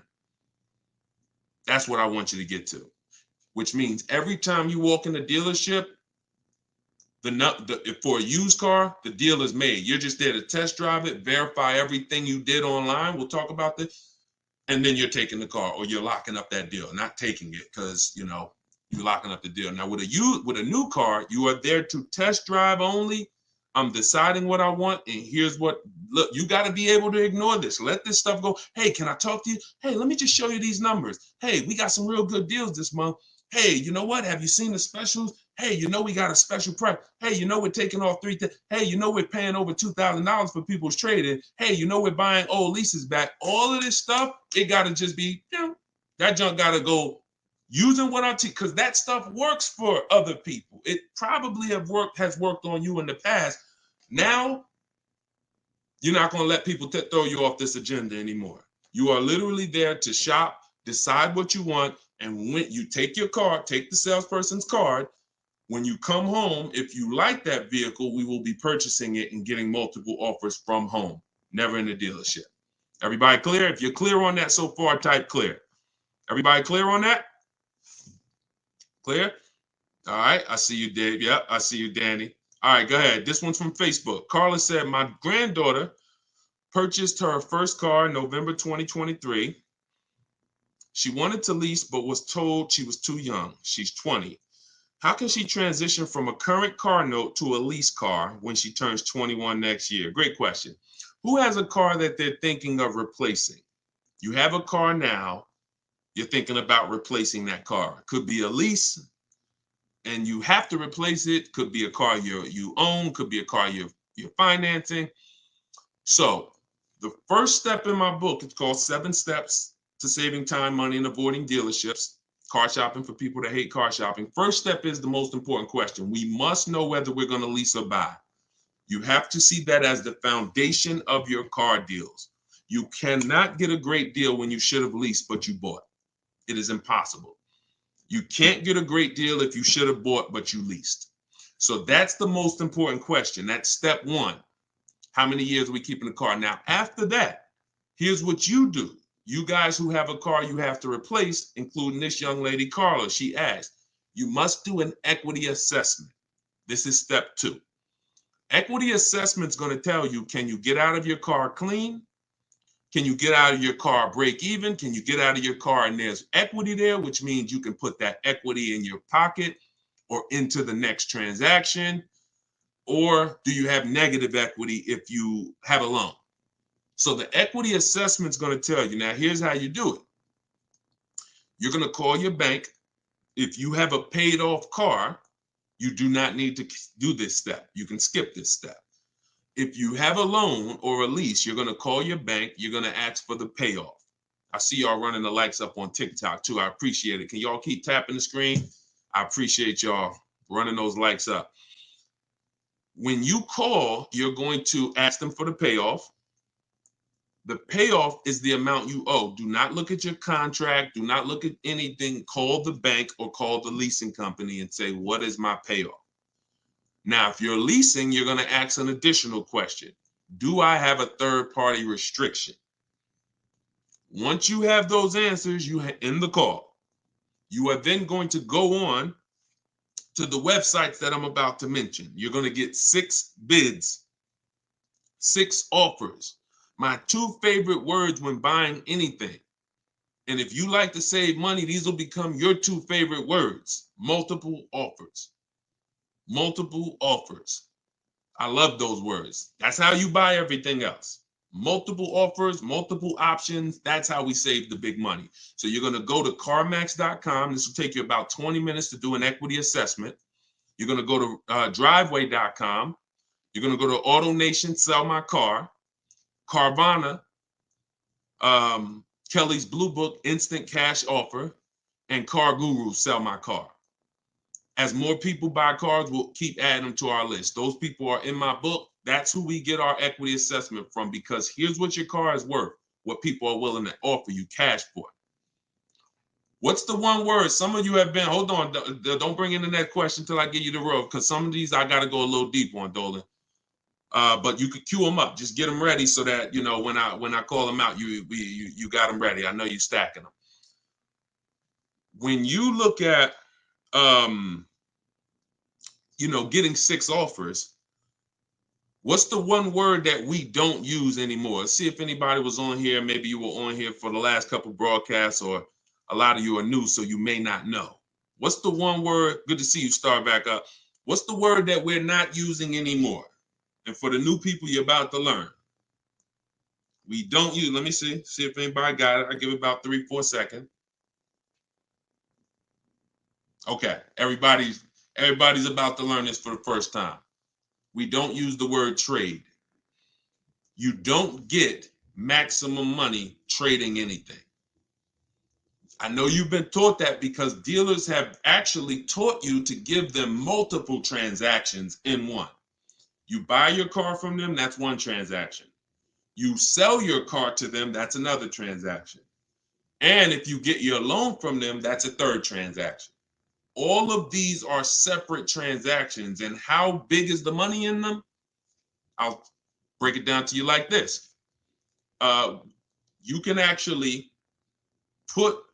there are companies that only want to lend you money. They don't sell cars. That's how much money is in loans. There's companies and people who just want to buy your car. They don't want to sell your car. That's how much money is in buying cars. So somebody just said trading is convenient, though. If you want to conveniently lose $2,000 or $3,000 because you want to save 30 minutes, then be my guest. I'm talking to the people who are like, Deshone, that's not my thing. And I'm not talking about a private party sale. We're not talking about listing the car on Facebook. We're talking about going to people, all those companies I just named, they literally have a short inspection process and they cut you a check. I sold my lease to CarMax. They won the bid 2 years ago. I walked out with a check. I was there for 45 minutes. Then I brought my parents down because they won the bid for their Mazda. They taught you that, oh, anything else besides what we're telling you to do is going to be hard. You know, like, oh, you might as well just give us all the business because, you know, anything else is going to be just hard. Meanwhile, what you're putting yourself through is hard. So that's how you do the equity assessment. Now, if you do have a lease, when you go on those websites, there's a question there. It's going to say, is the car owned, financed, or leased? You want to put owned because you just want the true value. And when you put lease, it triggers something on their websites. Don't worry about that. If you don't have a third-party restriction, you can sell direct to anyone. If you have a third-party restriction, you're going to take those offers, and then we're going to call used car managers because the third-party restriction does not say you can't sell. It says you must sell to a brand of the same dealer, a dealer of the same brand. So if you have a Nissan, you must sell to a Nissan dealer. Here's what that doesn't mean. Go walk into one Nissan dealer. We get bids, we speak to at least 3 to 5 used car managers, we get bids. Are y'all starting to get the sense that everything we do is a bid? And the only way you're going to see how much money you've been losing by not getting multiple offers is to get multiple offers. Everyone I've been working with says, Deshone, there's no way that I would have known how much money was in these car transactions until I started getting multiple offers from home. We don't do this by getting in our car and driving from place to place. We do this by sitting at home and using what online. Shoot the next question in. All right. And we're taking questions from all 4 platforms. So just keep typing them. We'll get through as many as we can in the hour. Erica, this one's from YouTube. I purchased a used vehicle from the dealership, and 2 weeks later, they called me and asked me to bring it back because the previous owner wanted it back. Can they do that? That's a nightmare.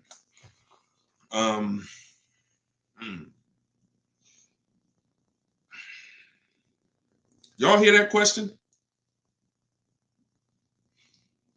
Erica purchased a used vehicle. 2 weeks later, they call, asked to bring the car back because the previous owner wanted it back. So it's less about your transaction, and it's more about if the transaction with the original owner was legally closed.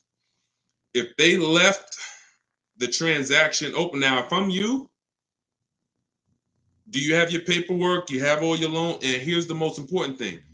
Has the loan been funded? Is there a new loan attached to that vehicle under your name? Are they in the process of registering that vehicle under your name?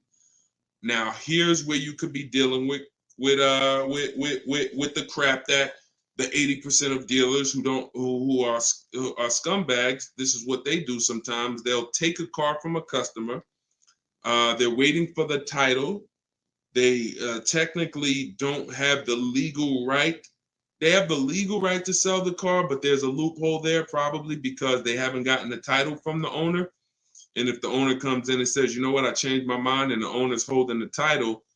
But what I would do if I'm you, somebody got to call me. I want to look at your paperwork.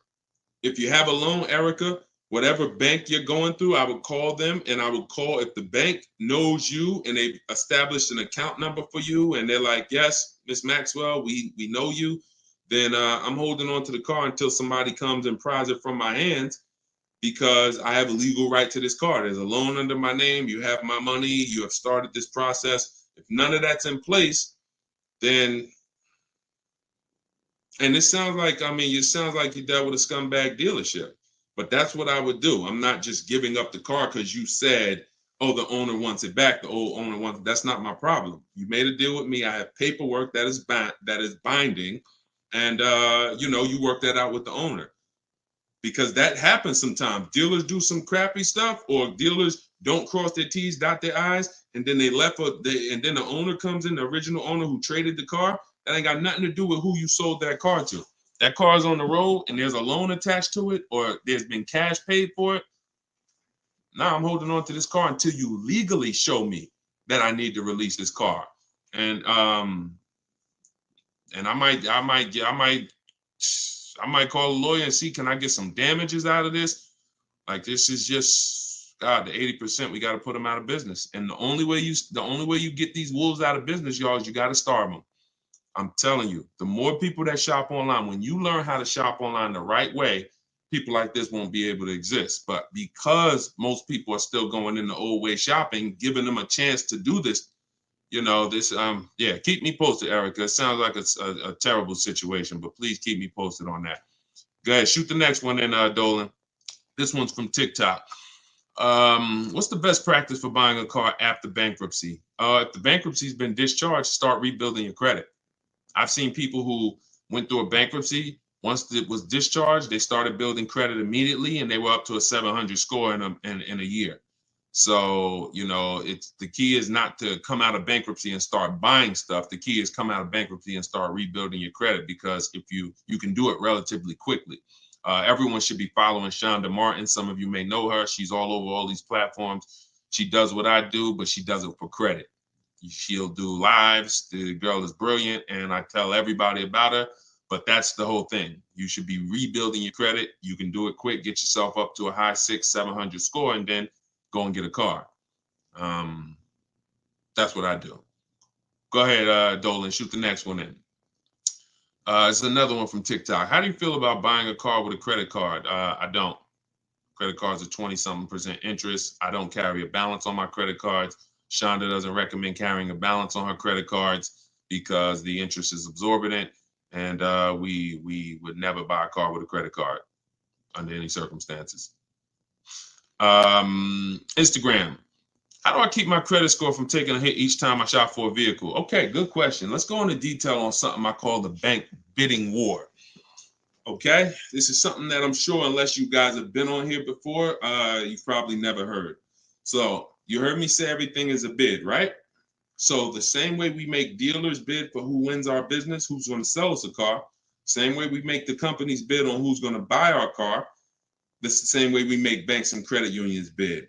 1 point on an interest rate on a $30,000 loan could be $1,000.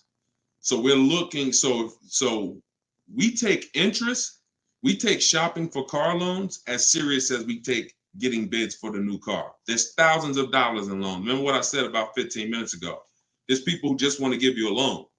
That should tell you there's a lot of money in loans. They don't sell cars.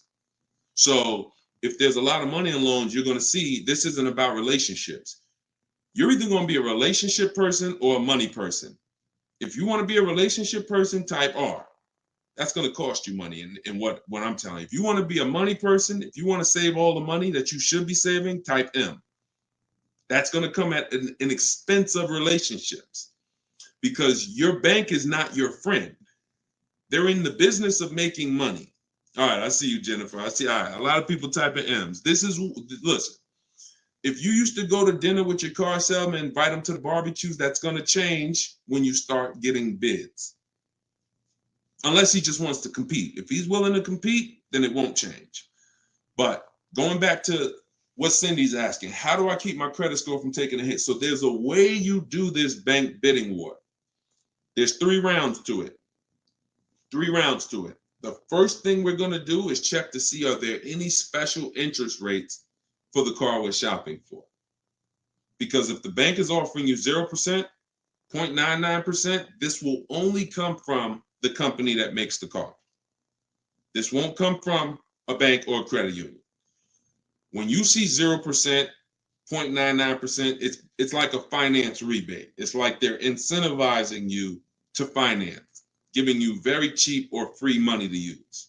No bank can compete with that. So the first thing you're doing, whether you're shopping for a new car, used car, is checking there. That's round 1 of the bank bidding war. Because if you do see that, there's no other reason to let anyone run your credit. That's what I'm getting. I'm going to get the 0%. I'm going to get the 1.99. Now, if that doesn't exist, now what we're doing is we're shopping for our car and we're going to lock up our car, get our offers. No one needs your credit. When you're getting offers the right way, no one needs your credit to give you an offer. That's a lie. Deshone, they told me they did. They lied to you. What I tell you about the 80%? The 80% lie. Straight face. Look you in the eye. So we're going to get our offers. Once we find the best offer in the market, we reserve the car. We take that buyer's order. We come home. And now we're going to let tons of people run our credit. Isn't that going to make it go down? Here's how the bank bidding war works. And you can Google this. The credit bureaus allow you to have multiple people run your credit within a finite period of time. Experian has an article on this. They say between 14 and 45 days. If you're letting all these people run your credit within this period of time, what it looks like to the credit bureaus is you're rate shopping. You're rate shopping. They're not going to penalize you for rate shopping. They will penalize you from going to dealer, letting this dealer run your credit, letting this, oh, I'm trying to buy this Chevrolet. Oh, let run my credit. And then here I'm at a Nissan dealer. Okay, I'll take the Nissan Altima, letting them run your credit. You'll be penalized for that. That is not what I'm telling you to do. I'm telling you, don't do that. So when you get your car, you're bringing that home and you're going to call your bank.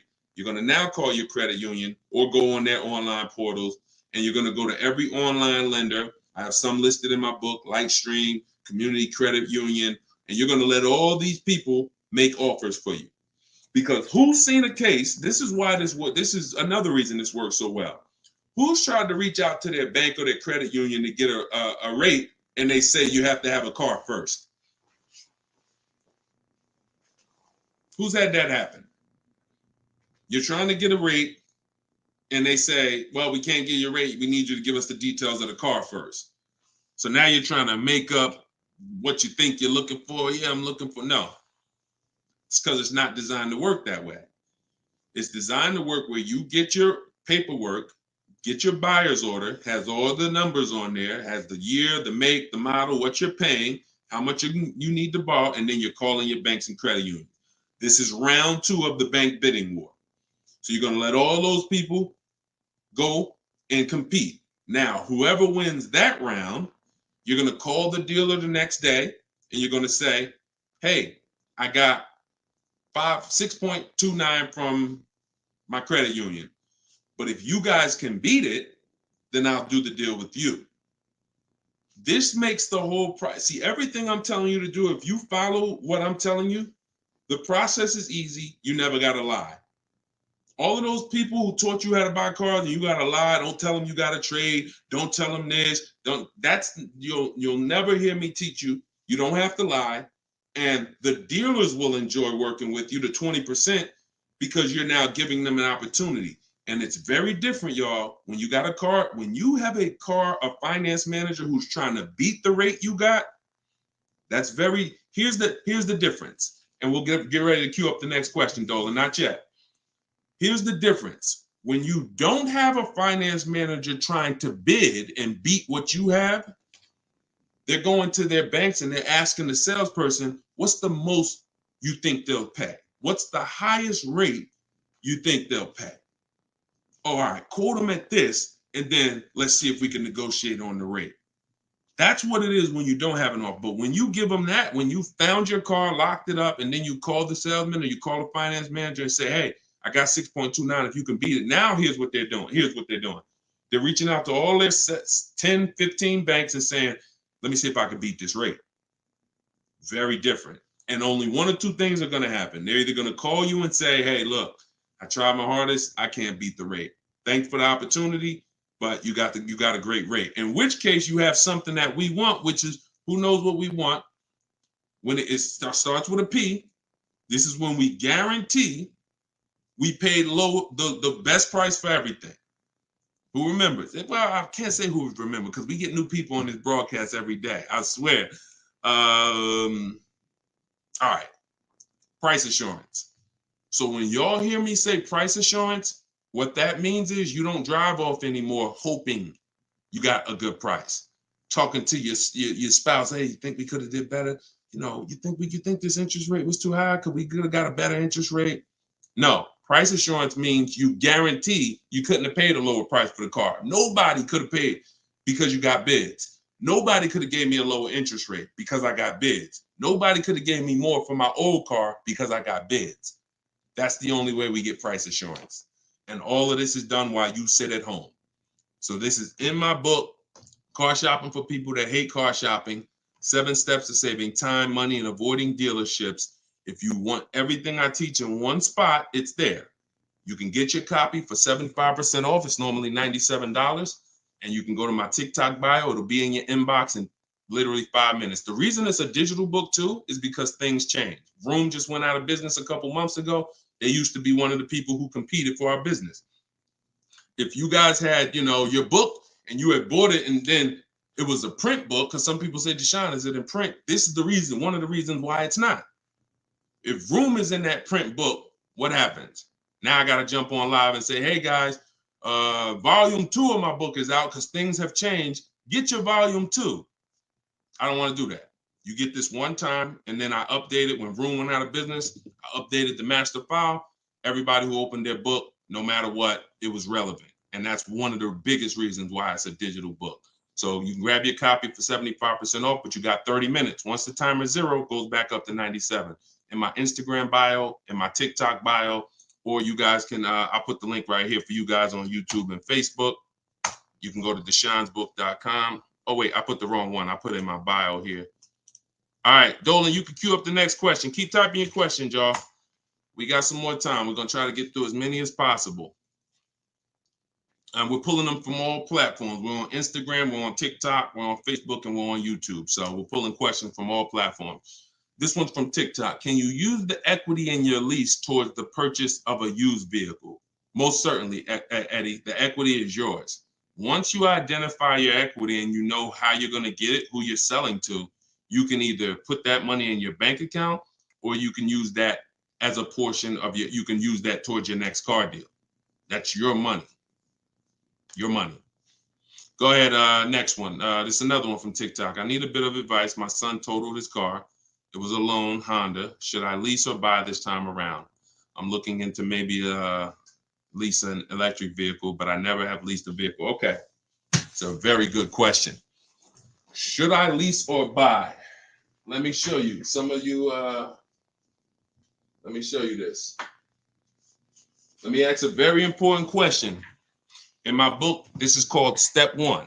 Whenever you hear me say the most important question, this is what I mean. It's the first thing you do.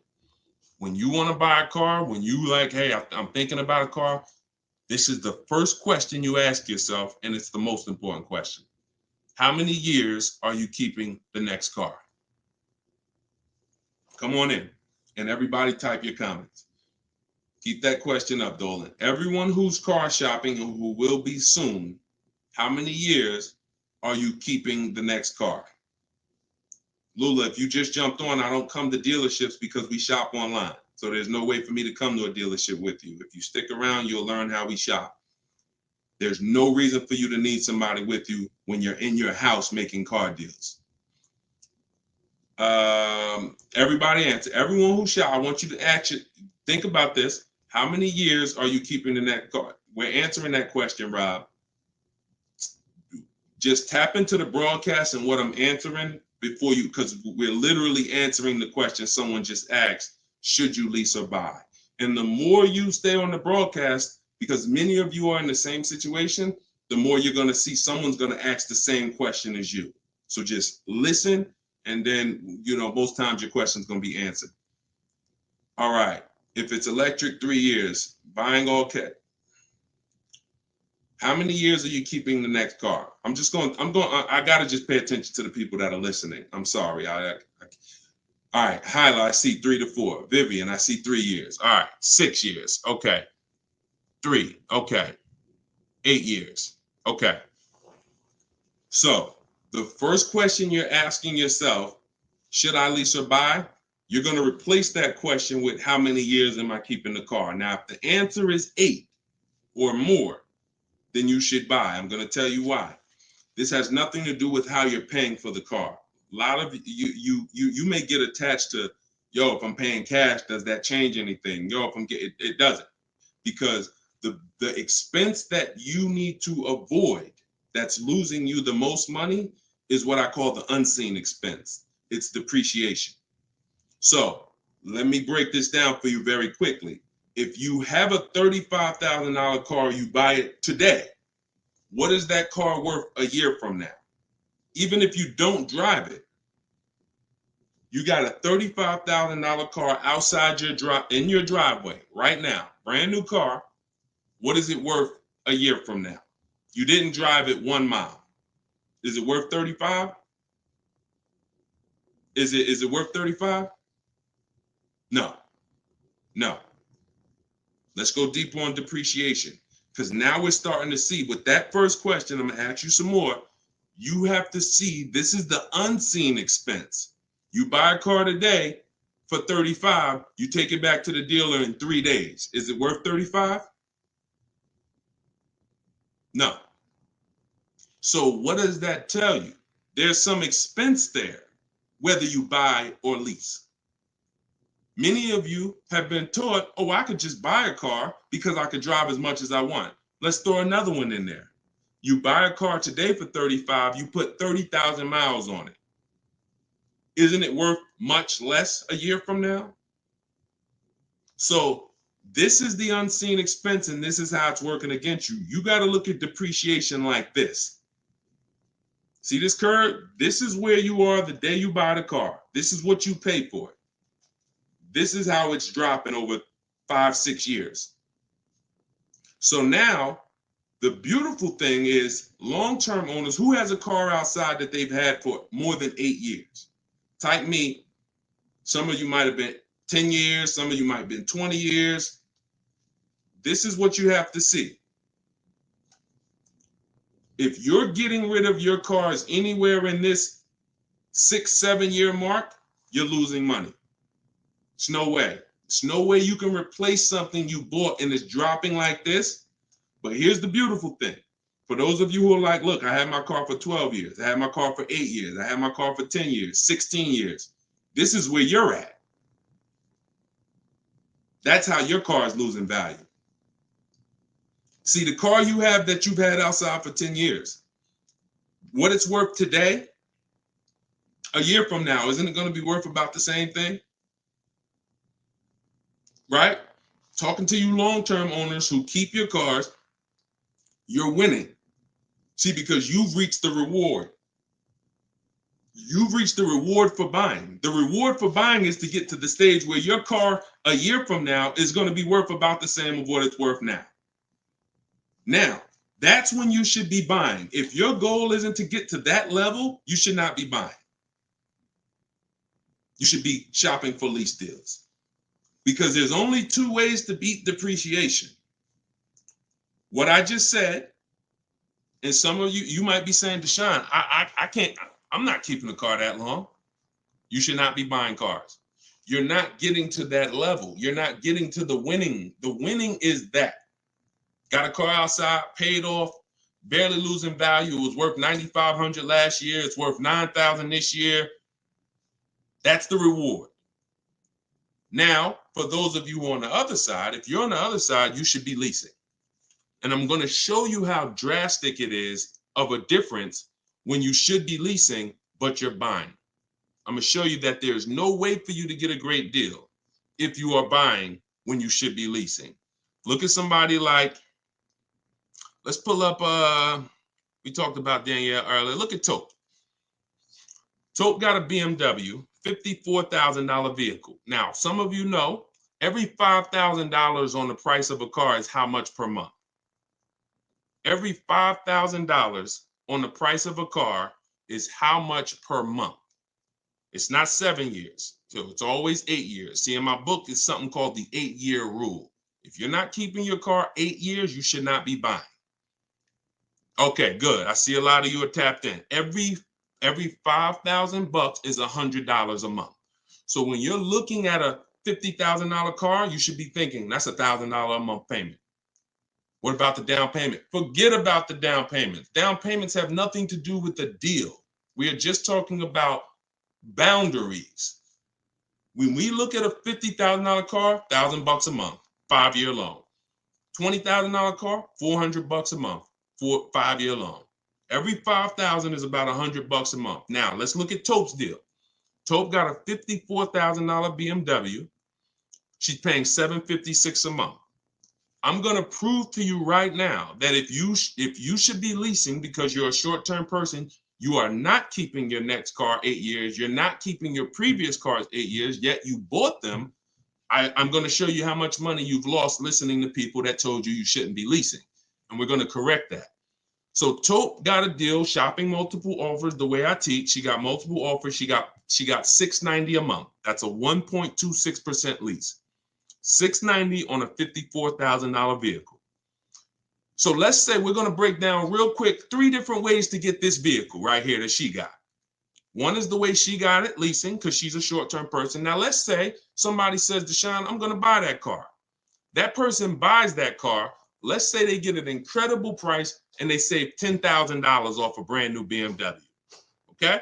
I want to show you that even with extreme cases of big money, I could teach you how to get the best price on the car, but it's not going to change. If your deal is on the wrong foundation, you can't get a great deal.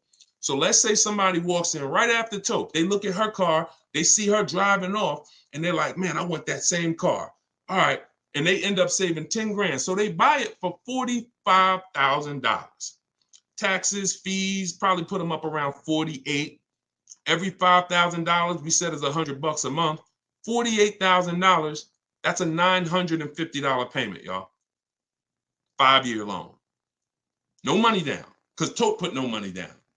So we're comparing putting no money into these deals. When you start putting no money into the deals and looking at them, you're going to clearly understand them. Sometimes people use down payment money to confuse you.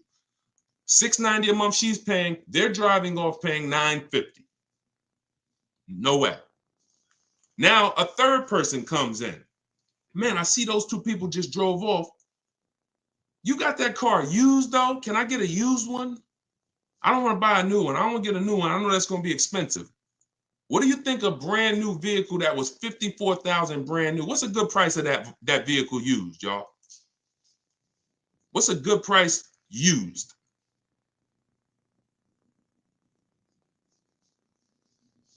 I want to hear it. Somebody throw something out. 40? Okay. 40? I'm going to take the lowest number. This is how it's going to, I mean, it's not going to be 30. Okay. A $54,000 vehicle. You're not, let's take 21. Okay. No, all right. I can't, we gotta use like real answers. So you're not getting a $54,000 vehicle. Oh, maybe I should preface 3 years old, right? Let's say 35. Let's say 35, right? That's pretty conservative. 54,000 new. They find one for a great price. It's a used car. They get it for 35. Every $5,000, $100 a month. What's the car payment? 700. 700. So you have Tope, who's driving off in a brand new BMW, $690 a month. You got the person who bought thinking it saved $10,000, got an incredible discount, $950. And then you got the person who got a 3-year-old BMW. Warranty will be up next year. They're going to be on their own. They're paying $700. That's what I mean. I told you I was going to make it very clear for you that when you should be leasing, you cannot get a great deal. I don't care how much money you save off the car. I don't care if you buy a used one. When you should be shopping for great lease deals, you're not a long-term person. Now, here's where both of those people can beat Tope. Both of those people can keep their cars 8 years. Long-term, pay the cars off. Now, we see them down the line, and now they're winning. And it's not that Tope is losing. It's just that they've all won now. Everything when you purchase cars, when you get to this stage, if a person bought that car and they're at this stage now, I had this BMW for 8, 9, 10 years, and it's not losing any value anymore. Oh, you won. That's the reward for buying. But if you're not going to get there, you're losing by not leasing. That's the leasing versus buying. I call that the most important question. It's the first question. When you open my book, it's step 1. How many years are you keeping the next car? That is the first thing you ask yourself because it's the foundation of your car deals. So everything that I'm teaching you is out of my new digital book, Car Shopping for People That Hate Car Shopping. 7 steps to saving time, money, and avoiding dealerships. Step 1 is the most important question. Step 7 is delivery. So by the time you get to step 7, you're either having your car delivered or you're picking it up. This is not a book you read and then you go take a test on it. This is an action guide that gets you closer and closer to your vehicle. And when you get to step 7, you're taking delivery.